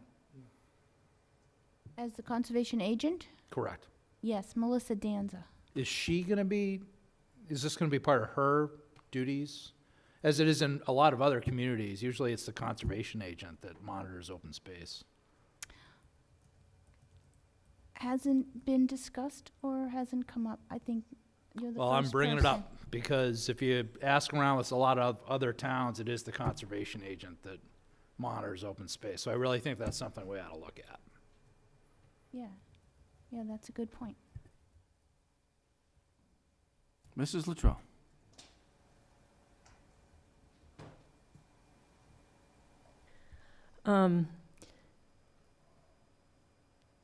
I think it would be good to have a discussion. I think Melissa's probably really busy.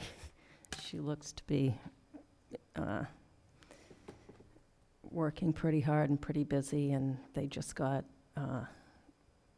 Park Central handed back to them, so I think they're going to be swamped for a while. But I think it's good to have a conversation with Conservation, and I don't know if the current building commissioner has been brought into this conversation at all. I know the previous one had a definite opinion that wasn't in agreement with our zoning code, but I think it would be good to have a conversation with Conservation, the building commissioner, the Open Space Preservation Commission, and try and come up with a program that's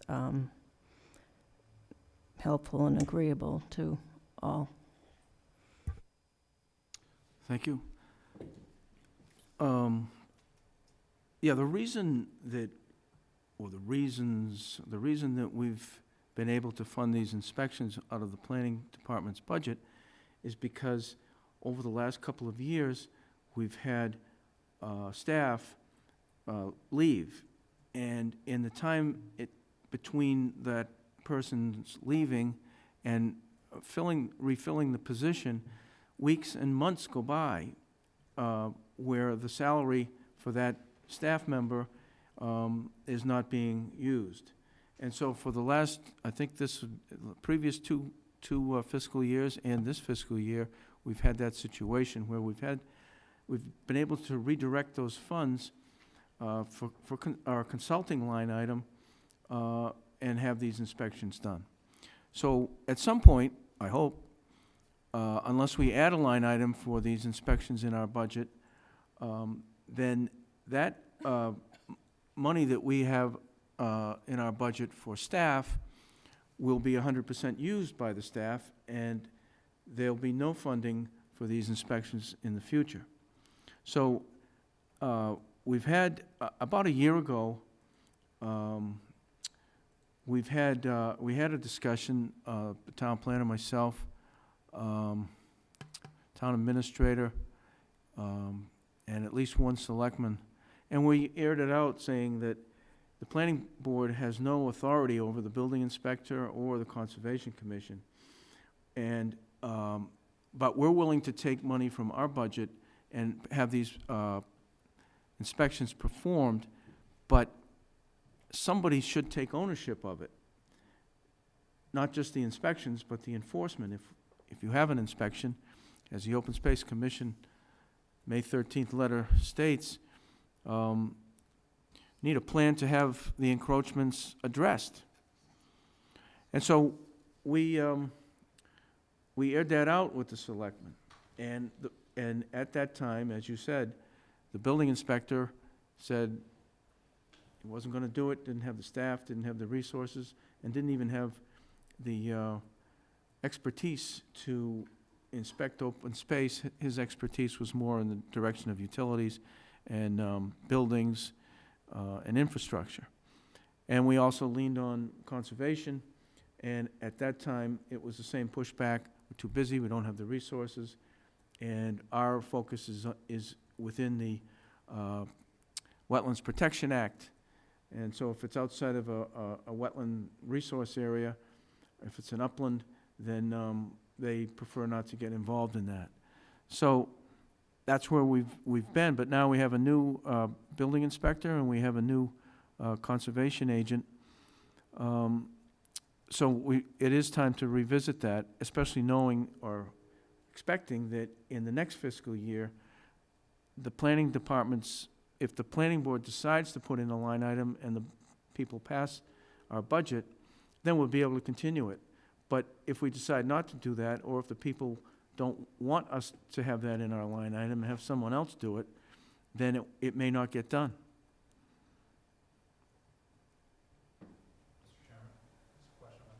So just logistically, when you say put a line item in our budget, that would be part of our staffing therefore, correct?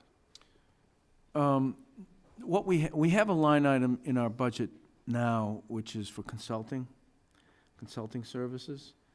And we, at the beginning of the fiscal year, well, when we put together the next fiscal year budget, we put a number in there based on known requirements, and then we put a certain amount in there for expected but not really fully defined items. For example, this year, the FY20 budget that the town passed for us, that starts on July 1st, includes a line item, or includes funding for an expected expense related to the master plan, because we knew we were getting into a master plan process where we have to hire consultants, and we have costs related to paying the consultants and also providing the materials, and eventually the hard copy, soft copy, software copy of a master plan, the deliverable. That's an example of funding for consultants. And this would be the same thing. Or we could, but what happens is when advisory looks at, and the people look at our budget, they say, what's this consulting line item? And it's usually, what, $5,000, $7,000 bucks? 5, 10. So, you know, they're looking to pinch pennies, and they'll say, well, what's that, what's it for? And we're able to explain, like we did this year, there's so much in there for the master plan, which is already launched. There's so much in there for a recording secretary, and other things that that we know or expect will come along in the fiscal year, where we need funding for consultants that have knowledge and expertise beyond our capabilities. Otherwise, we just do it in-house. So, I don't know if I answered your question.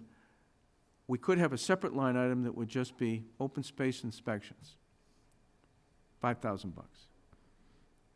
And a consulting line item that would have money in there for other type of consulting beyond just the open space inspections. But the board, you know, as we go through into the fiscal year and the budget cycle, we can discuss that and see what the, I can hear the people already saying, well, why is the planning department doing that?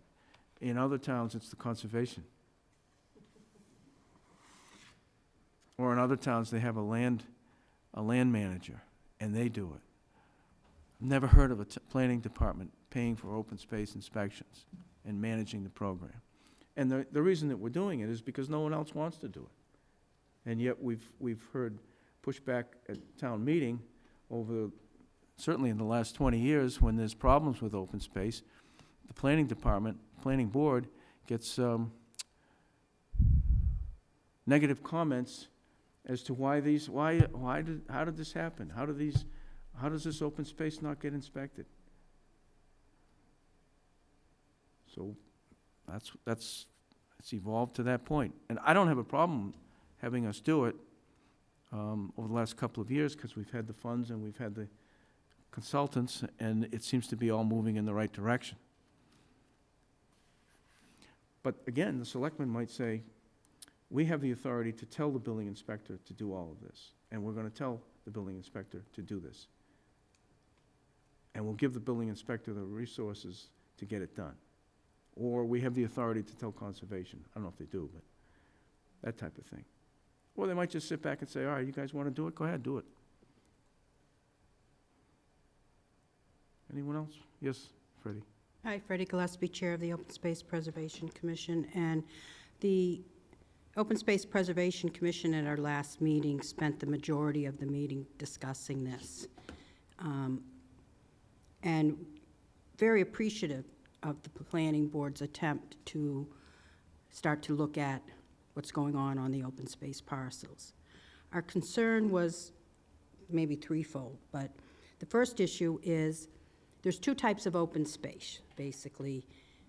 Set-aside parcels and easements on private property. Now, the issue about the Conservation Commission is in most towns, the desired outcome is that all open space that's designated protected open space is under the care and control of the Conservation Commission. In the past, our Conservation Commission chose not to accept some of the parcels when they came to town meeting. We're in the process of doing a master plan and updating the open space and rec plan. There's been movement on our Conservation Commission, so we believe one of the items in our open space and rec plan would be to move towards moving all those parcels under the care and control of the Conservation Commission. That's a standard way of handling open space.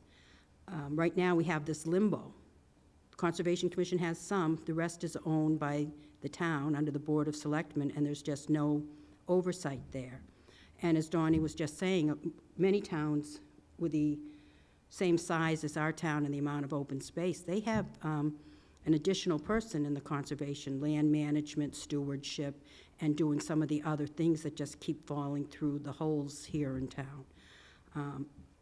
But that said, we don't have that yet, so looking at inspections is good. But what we found when we were doing site walks of many of the open space parcels that have come to town meetings since the early 2000s, almost 20 years, most of the problems occur during the development of the site. And that's why we thought having a process, written down, and I know since Karina's been here, we have seen great movement to doing a really good, tight follow-through on that. And with the new building inspector, I think that can be even a better partnership, and we're happy to work with people. But it gets tricky when you start talking about easements on private property. And if you go back to our deed research project, some of those are legally protected, some aren't, some you have the right to walk on. And then our question at our meeting is, what's the outcome if you look at them and there's a problem? Very different if you look at town-owned land.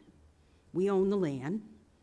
There shouldn't be any encroachments, and, we should have, like for Breakneck Hill, there's a stewardship committee.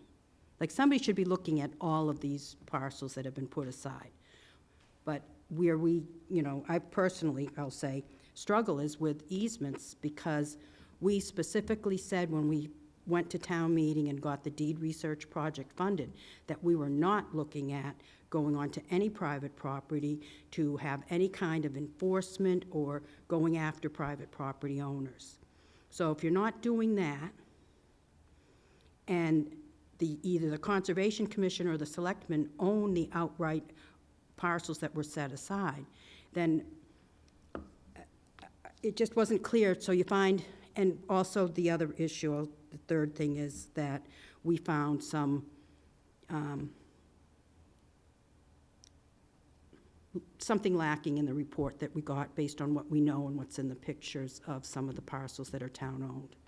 So, if there's a plan to go out and fix it after the fact, that's one thing, but if not, until you have that process, what's the value of the inspection? We didn't, and we thought there would be more value in creating a plan for during the site plan. And I think that was it. But actually I think a big thing is moving the ownership of these open space parcels to the care and control of the Conservation Commission, where in every town I've run into in the Commonwealth, it's under the care and control of the Conservation Commission.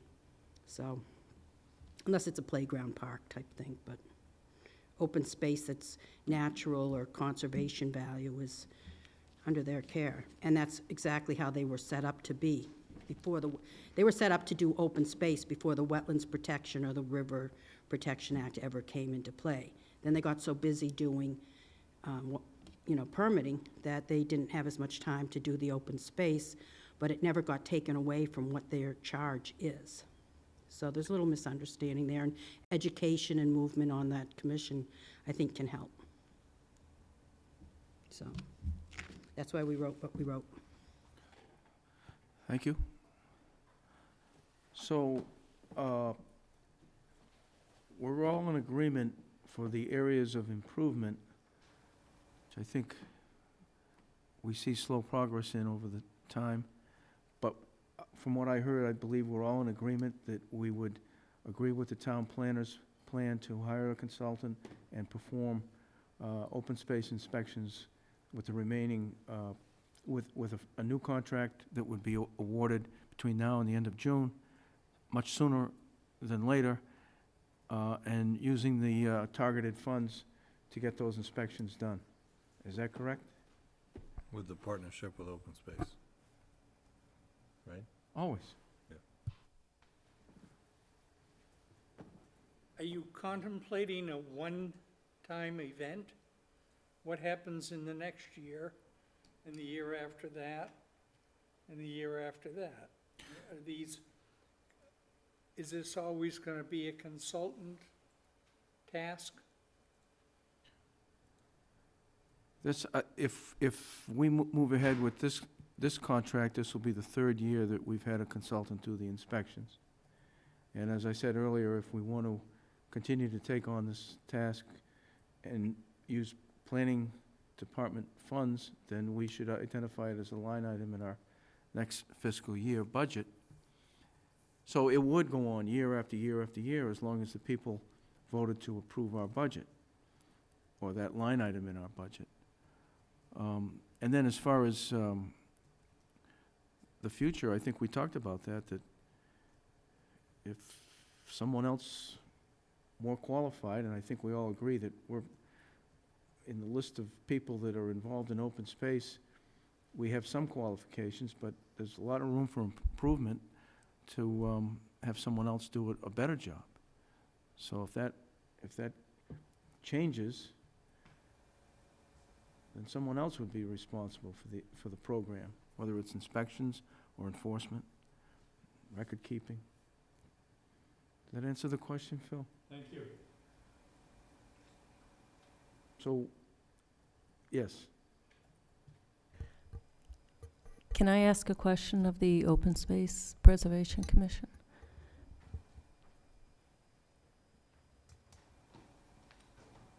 Right, you could sit right here. In case I have to run. So does the commission see any value of putting together a process for these inspections moving forward?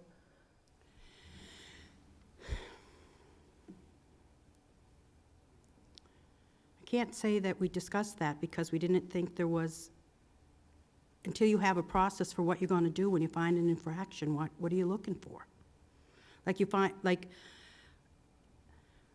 Right now, there's a property I don't want to say the name of that was inspected, and it didn't seem like they found any problems, although their photographs show clear, big problems.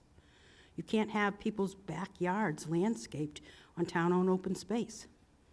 So until you're willing to deal with that, we weren't really interested in going and stepping into that arena. Or on somebody's backyard, certainly not interested in going there to tell people what they can and can't do. What should be in the process, I think we didn't discuss looking at that again because it was a real quick look last time it came up. Some of the things that were in the Audubon form didn't make sense. They didn't match what our bylaw requirements are. It just seemed like, why would you even be looking at that? So yeah, I'm sure if you're going to move forward, we would, I'd bring it back to the commission. But we kind of voted that we didn't think it was a good idea to do inspections till you had a plan on what you're going to do when you find problems. It's like going and getting your car inspected, and you find you have a bad muffler, and you're not gonna fix the muffler. Why get it inspected? So the way I see this is that we've ignored open space in this town. We have. And we're working on the front end of how to make sure the open space is left untouched during construction through the site plan process and through subdivision. We're working on that. And The Open Space Commission isn't, that's what we thought we could weigh in on, because we're not aware of that process being formalized. I know you're working on it, but, you know, we had talked back when Jennifer Burney was here, you know, having a bond, and, I mean, Andrew did a process, Mark Purple did a process, John Rooney did a process, Jennifer did. Everyone in town government gave us processes we were going through at the time. And that never got formalized, so that's where we thought you should start, or we'd like to start. Well, so that hasn't been formalized, but that hasn't gone off the radar. We're still working on that. So then this would be the other side, to work on a process of inspecting open space and what to look for in inspections and what encroachments are coming, so we understand what's going on. And I would think it would be helpful to have a working process if 1 year we couldn't hire a consultant, we didn't have the money, it would be easier to hand off to somebody else if there was already a process in place and working. That's how I see it. We didn't discuss that, so I can't say what the commission would say or not say. Okay. So back to the question, is it the board, I thought I heard the board all agree that we would take the available funding and have the town planner get a contract for open space inspections awarded ASAP. Very good. Next item on the agenda is Stonebrook Village subdivision, release of lots. Mr. Chairman, I will recuse myself from this discussion as I'm an abutter.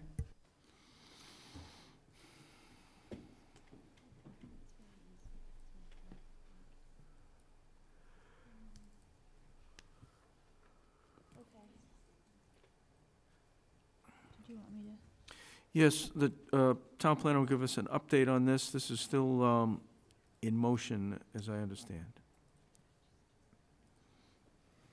It is. So if you recall, I'll just give a brief summary.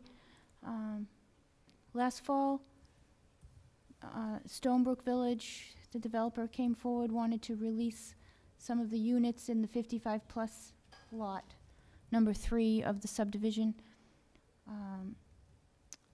Through discussions with the planning board that were posted on an agenda, it was determined that they would request for release of lots as opposed to units. Fuss and O'Neill went out and did an initial bond review estimate to determine how much of the work was left. It was negotiated back and forth and vetted through town council and the developer's attorney. It was presented to the planning board for $168,000 of remaining work at the time. I believe it was accepted by the planning board as a valid bond estimate of review of work that was left. The applicant, the Stonebrook Village developer, was going to submit a bond required prior to releasing the lots to cover the additional work that's left to be done. Time went by very quickly. Over the last couple of weeks, there were some occupancy permits that are requested.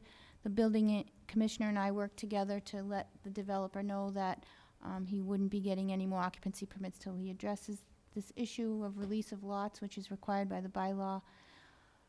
He has been working on the bond, and we're expecting an executed bond to be delivered this week, which will be reviewed by town council and ready for the next planning board meeting to review the bond document, at which time we could also address release of the lots officially, and then that project would be up to speed of where it should be.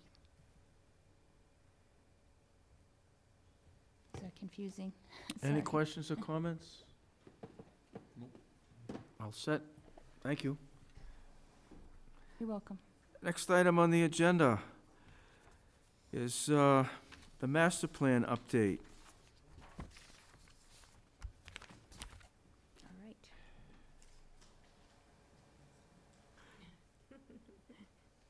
I'm gonna bite my tongue not to go back.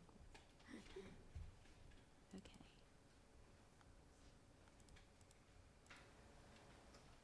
And just to point out, that letter that I included on Stonebrook Village was to help show you that the bonding company required a letter from the planning department saying we were requesting the bond, which I provided so that it would help get the bond in place. Showing forward motion. Okay. You want me to talk about this?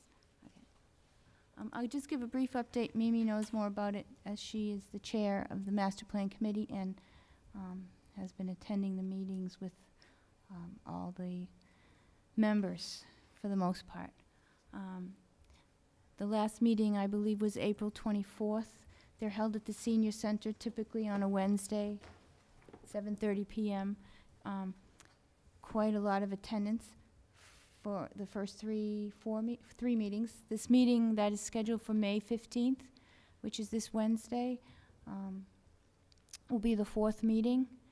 And I believe, well, I understand that the contract from the MAPC is in the process of getting to us. I was asked today from MAPC who here would be signing the actual contract, and my experience is that typically the chairman has been signing contracts once they're vetted through the planning board, so I let them know to put Don's name on the contract for signing. So I'm expecting that this week, and if it comes before the meeting on Wednesday, I'll forward it to you right away so that you can have the full document. It's basically the first proposal that they sent us for phase one, which will come up with the implementation goals, put into a formalized document with all the administrative things that go along with the contract with MAPC. So once that comes in, we'll get it right to you, Mimi, so that you can have it for your committee to review. And I'll pass it on to you to talk about context. Before that, I think in the past, I was asked if the planning board authorized me to sign contracts or a specific contract. And based on all of the meetings that we've had and discussions over the years, the answer to that has always been yes. So I want to maybe more formalize that tonight relative to this contract with MAPC. Is the board, does the board feel that we've adequately discussed it and have knowledge of the contract and its direction, and feel okay to authorize me to sign the contract based on consulting with the town planner and, of course, our Master plan. well, no, the procurement people here in the town hall. All of that's fully coordinated. So is it the board's, is the board okay with that?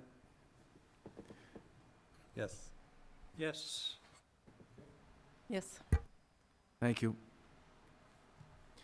So as we move forward, we'll see what step we didn't take that we'll have to take. But that seems to have covered my knowledge of what needs to be done to have the chairman sign a contract.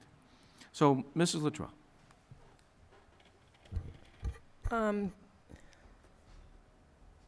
So our next meeting is Wednesday at the Senior Center, 7:30.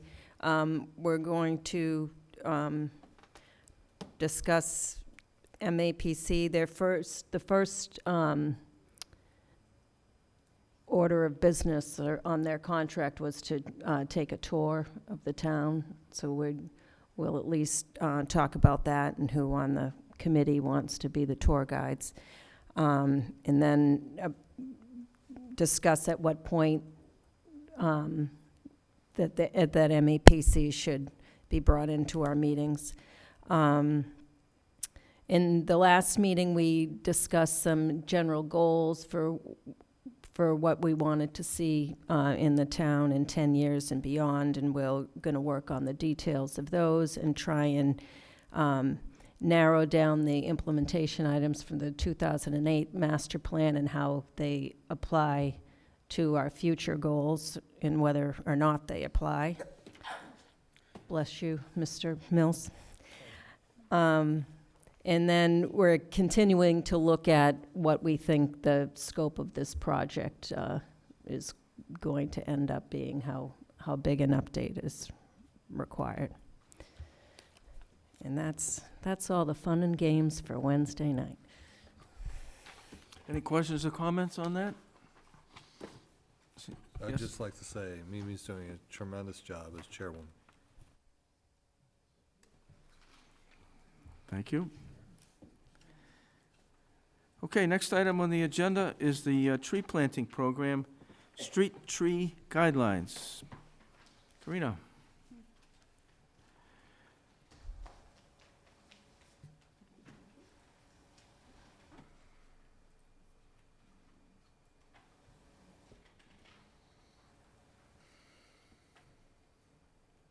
So,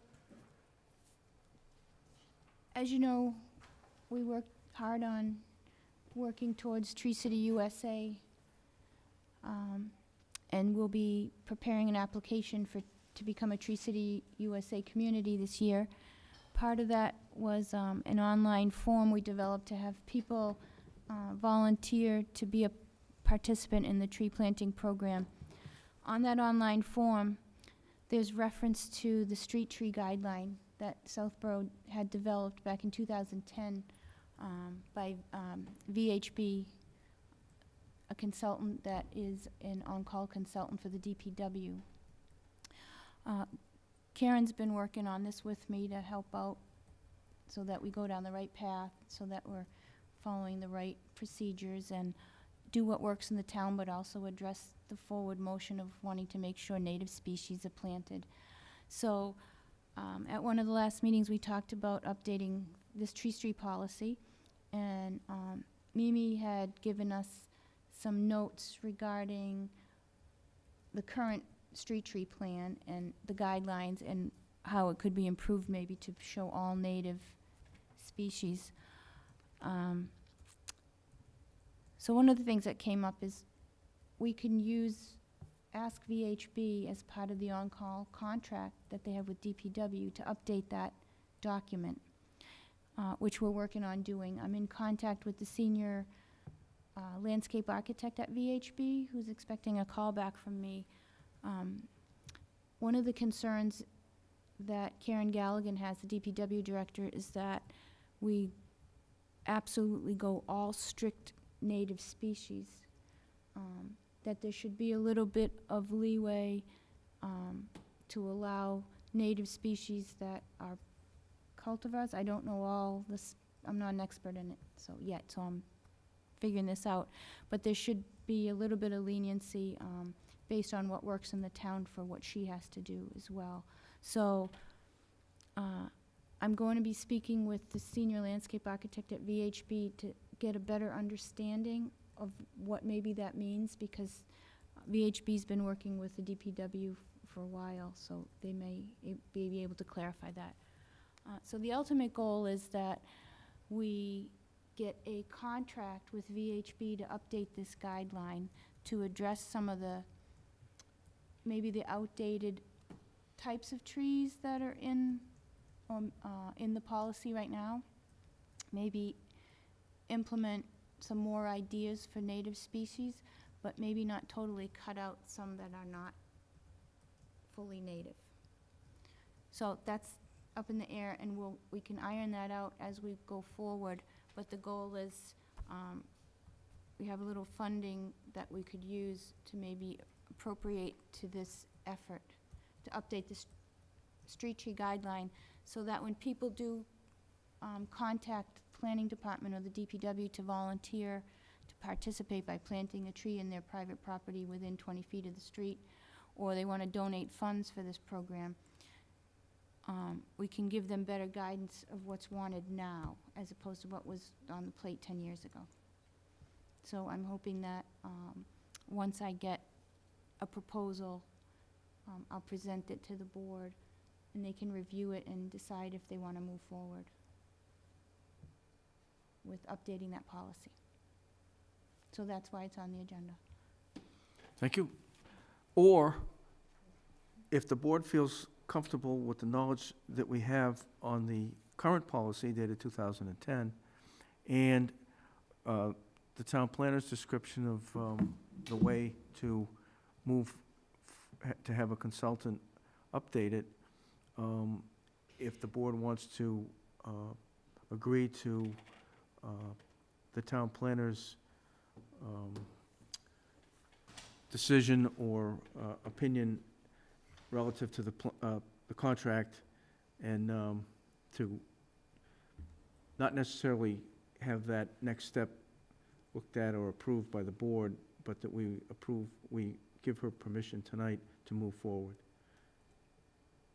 Questions on that? Comments? Could be wrong. Does the board want to look at it ahead of time, or do we want the town planner to manage it? Mr. Mills?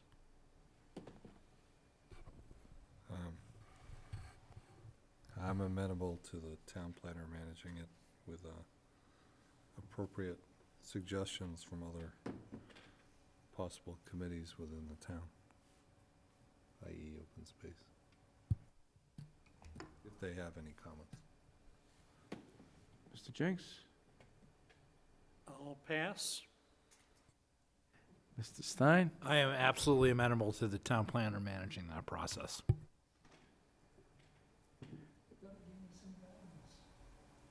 Mrs. Luttrell? I know that our Karen Galligan had some concerns on salt tolerance in trees that could survive in compacted soil. And I know that the University of Rhode Island did a study on street trees for the Rhode Island Department of Transportation on their salt tolerance. And there are a lot of native species in that are salt tolerant. So I'm confident that we can find native species that will fit the bill, but I can understand the need for a little bit of flexibility there. And I have every confidence in our town planner in being able to handle that process. Yeah, and and maybe it could be split, but that might further complicate it. But there is that component of the Tree City, which is privately owned trees, trees on private property. So if we restrict our so-called public shade trees to native, and a person wants to plant a non-native tree on their property, would we say that that doesn't count, even though it's within the 20 feet of the street?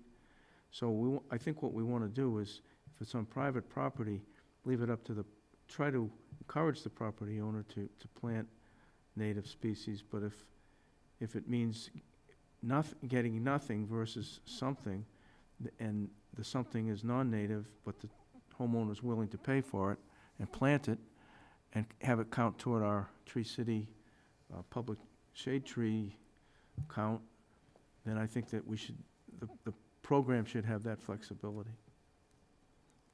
Yes, Freddie? So, thank you. The Open Space Preservation Commission has the native plant, native pollinator initiative. We also are joining the National Wildlife Foundation's certification for the community, very similar to the Tree City certifying yards and things like that. But the whole conversation around natives is, at this level, is new. And this planning board is to be commended for the work they've done in the past, I don't know, less than 6 months. The issue with cultivars is more serious than it's a little different version. Because the reason for going native is because it supports the insects that are going extinct. And I don't know if you just read the UN report that came out. This is not a little small problem. It's global, and whatever we can do to help in our town makes a difference. So every time we first start saying go native, the first comment is we can't do that. They're not available. We need to find more information. So at this point, Karen, working with Karina, is certainly looking at cultivars. That's your prerogative, but, where the Arbor Day says native, by definition, cultivars aren't native. And there's a reason why all the top scientists and the professor from WPI working on the bumblebees going extinct in town say don't use cultivars. And unless we can find out which cultivars are okay, some might be,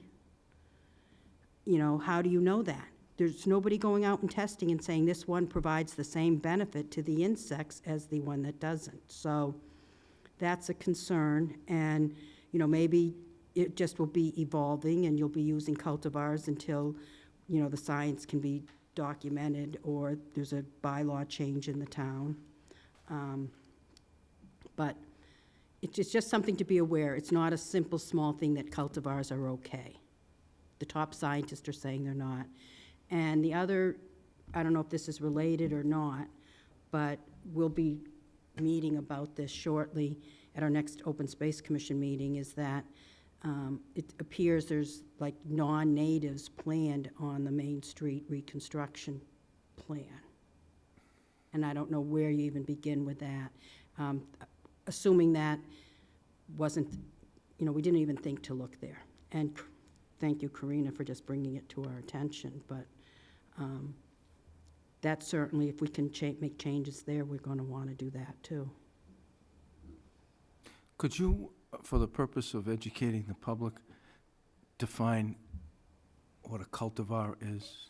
So cultivars are when they take, for the most part, you take a native plant and you like certain traits of it, and you breed it to enhance those traits. So like with flowers, it ends up with different colored flowers, or doubled blossoms, or a different shape. And what happens is we're looking at what humans like to look at.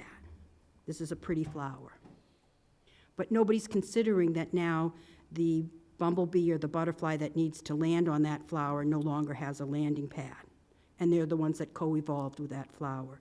They're not looking at the fact that at Breakneck Hill we've had to take some cultivars and found that they don't even provide any nectar. There's no food source for the bees.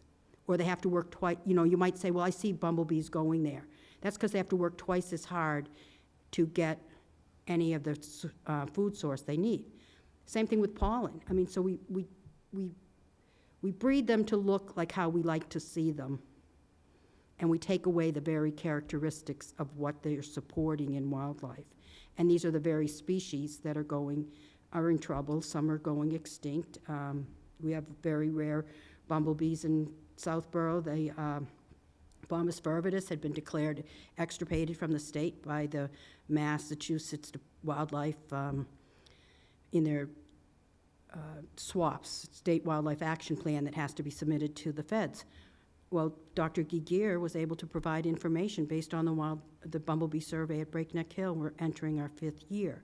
So this is not junk science, just like, strictly, go native and no cultivars. There's reasons for it. And there's many studies, and I can share that with you on, sometimes it's okay. Some cultivars, they'll do a study. Some are okay. Some aren't. But nobody knows when you go to the store which that one might be, that one's not.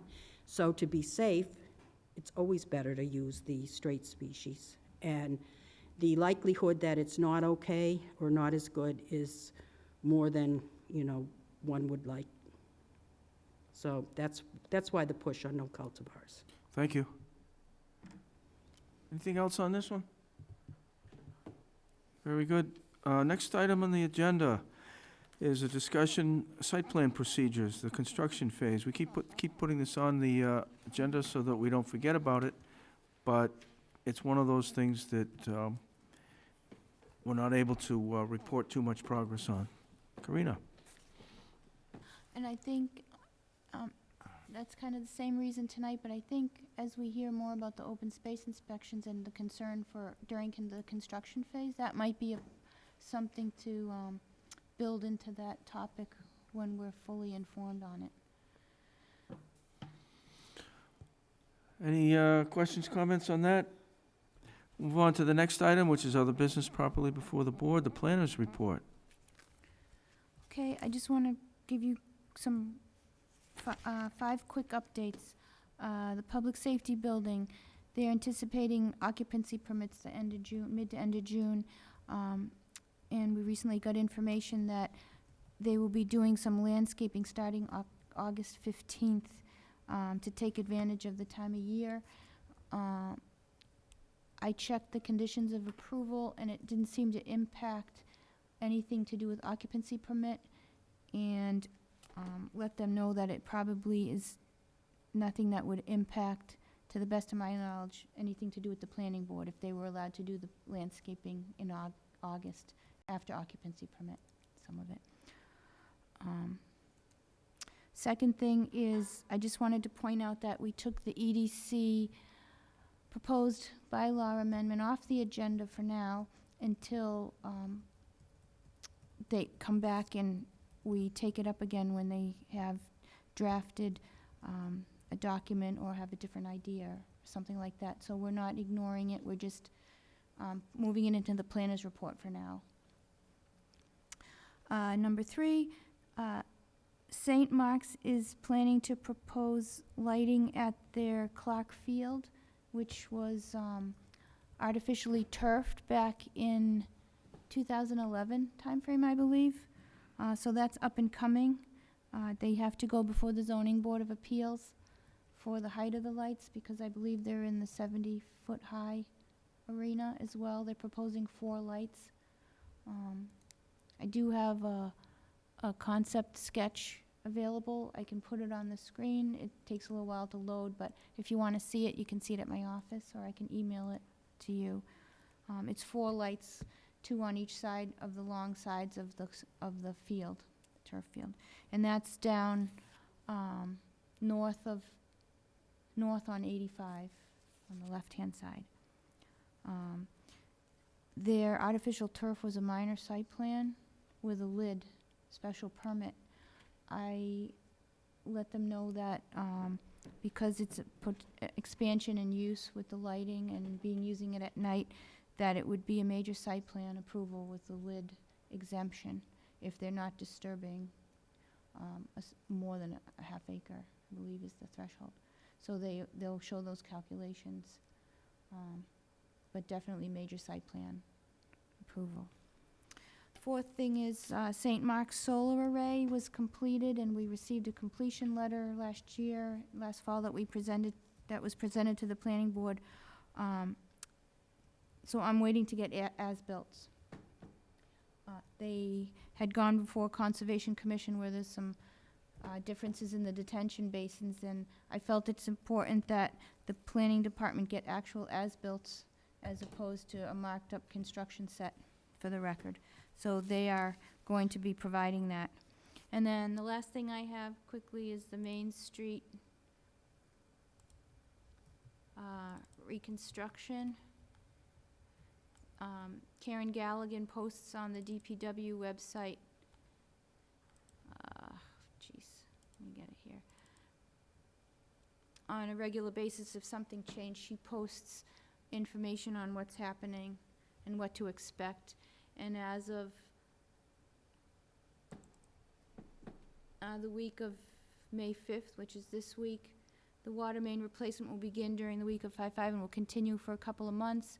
Includes trenching in the street, traffic delays. The work will start in the area of Sears Road and progress east. Work on the town common stone wall has started.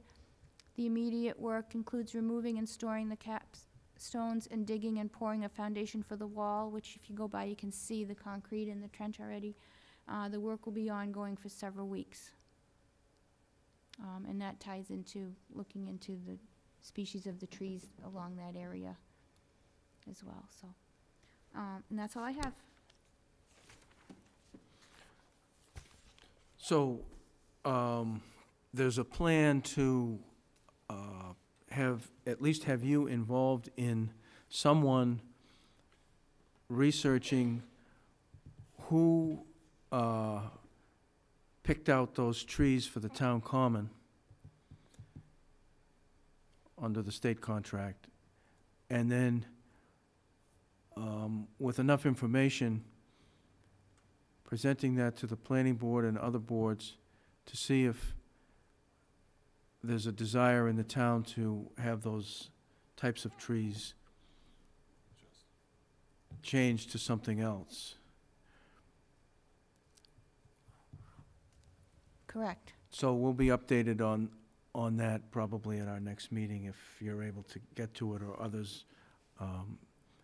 I know this is the very early stages because we just went into that set of plans that are on the DPW website that clearly show that section of the project that's the town common and the location and the types of those trees, which was pretty surprising to see those types of trees being part of a New England town common. Any questions or comments on that one? It's also my guess that VHB has probably done many state contract projects, if I'm not mistaken, because they're a large firm. So when I speak to the senior landscape architect about the street tree guidelines, I'm going to ask him if he's familiar with the process of modifying state construction plans for something like that, since it's off the main, it's not the pavement or the sidewalk, it's landscaping, which typically takes place towards the end of a project. So hopefully he can give me some guidance too. Thank you.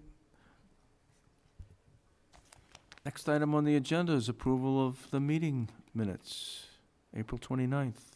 Mr. Chairman, I move the acceptance of the planning board meeting minutes from Monday, April 29th, 2019, 7 p.m. Second for discussion. Motion's been made and seconded. Any discussion? Mrs. Luttrell. Line 24, Mr. Stein can invoke the Mullins rule. Is that Mr. Stein or Mr. Mills? Mr. Mills. So does that put you back in first place, Kate? I think I might be in second now. Any other questions or comments? Motion's been made and seconded. All in favor? So 3, 4, 0, 1 abstain. 2 abstentions. Oh, 2. 3, Sorry. 0, 2. Third place. Jesse Stein and Yeah. abstain. Okay. Can I point out one more quick thing? Karina. Just really quickly.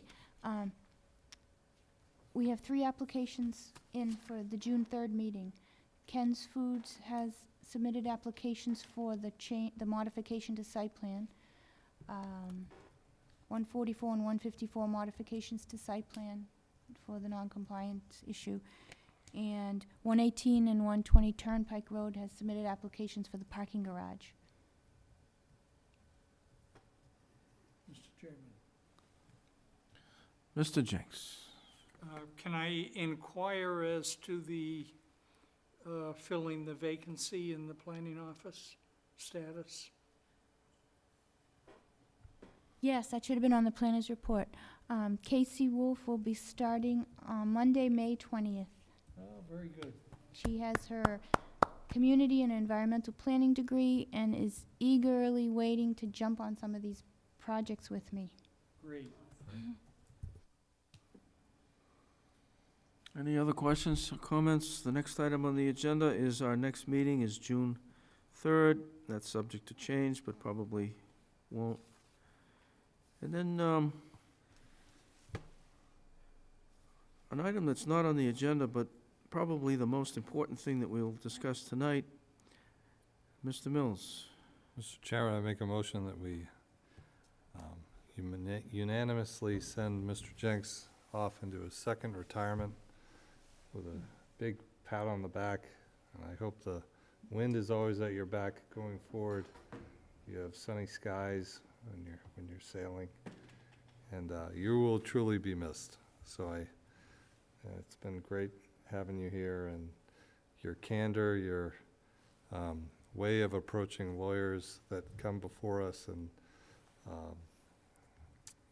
you get your point across with grace has been great to have on the planning board.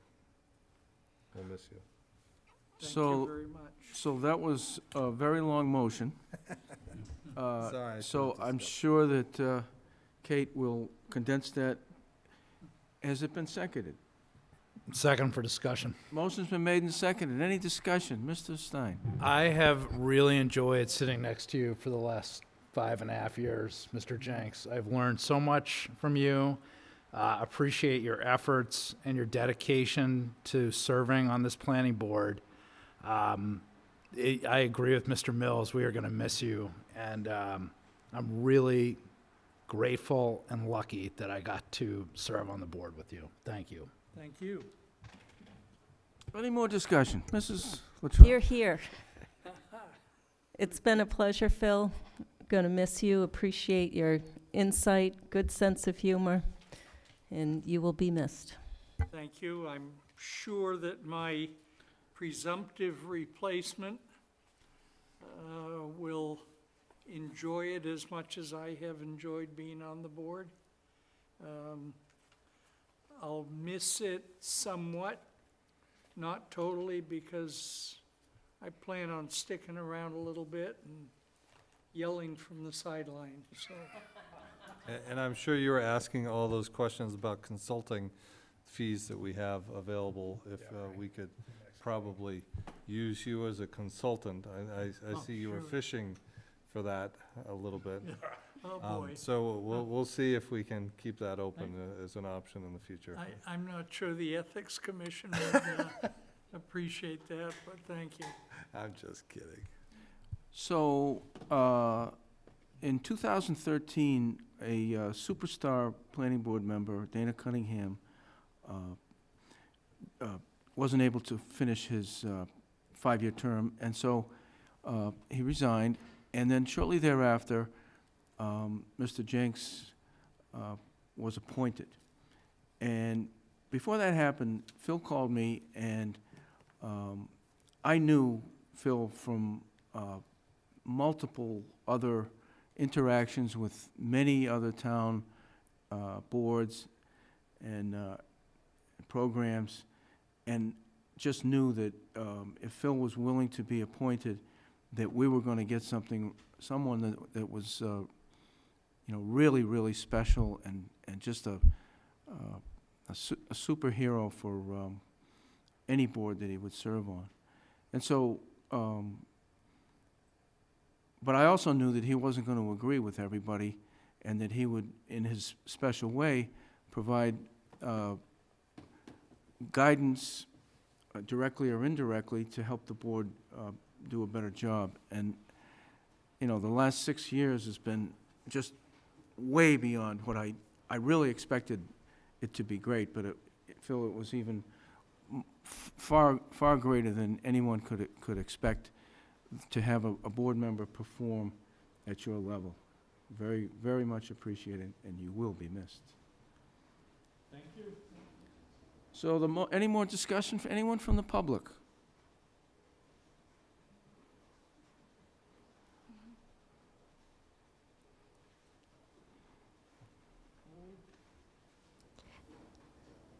Hi, Marnie Houlihan, uncontested for the planning board. And Phil, I want to say that Mr. Jenks, as I sit as a participant in many planning board meetings over the many years that you've served, I have always appreciated your approach, very balanced, fair, candid, transparent, something that we as voters always, appreciated. So you have quite a big pair of shoes to fill, literally and figuratively, of course. So I will miss you as a participant in the meetings, as a community member here in Southborough, and I know I have a big role to fill, assuming I take it home tomorrow. But I just want to wish you well, and thank you for opening the chair so that I could hopefully step in and show you that I can be a good replacement. Thank you, Marnie, and have fun. I'll try. Calling the town planner to comment on this motion. I'd just like to say that in the short time that I've known you over the past 2 years, you've been a tremendous help to me. Not only in answering my phone calls when I call for guidance and advice, which I will probably, I'll probably still do that. I also am sad to say that I won't be able to put the fear into the applicants by saying we have a PE and an attorney on the board. He's both, which always kind of got them in line a little bit, so they had to, really cross their T's and dot their I's. But I want to thank you for taking the time when you would come in and show me, how to use the Surface Pro when I got it brand new, and just answering legal questions and giving me guidance. I really appreciate it. But I hope that, I'm still going to be able to see you and ask you questions. Not too many. I'll try not to be a burden, but thank you for what you've taught me in the past 2 years, becoming a new planner. Thank you. Any more discussion on the motion? All in favor? Oh, hold on. I'm tripping up here. Freddie Gillespie again. Phil, it's been great to know you and work with you. Many people don't know how many long conversations Phil and I have had over the years. And I don't know if we ever changed our positions, but we understood the other side more often in better depth. And there were times we did agree. And there were many times we agreed to disagree, but with better knowledge and understanding. And your wealth of information has been just amazing. And, so I'm going to miss you. But I'll take you off speed dial. Thank you, Freddie. Since everybody's weighing in here, I can't resist. I also greatly appreciate, Phil, the effort you've put in, the time you've devoted to this. It's a hard job, as all the people in the room are well aware, and often thankless, but it's critical that highly skilled people actually step up and take this on, and I think you've done a yeoman job in that, so I appreciate your contribution here and wish you well in your next phase, whatever that turns out to be. Thanks. Thank you, Sam, and good luck tomorrow. And I want to know where all you guys were when I needed this kind of reference for a paying job. What's that? Thank you very much. Any more discussion on the motion? All in favor? Unanimous.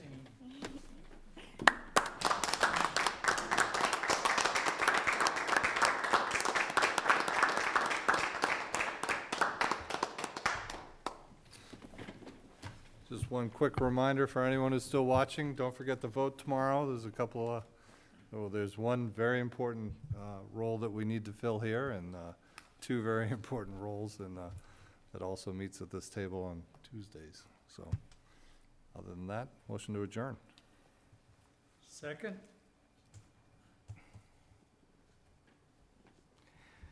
Motion's been made and seconded. Any discussion? Hearing none, all in favor? We're adjourned.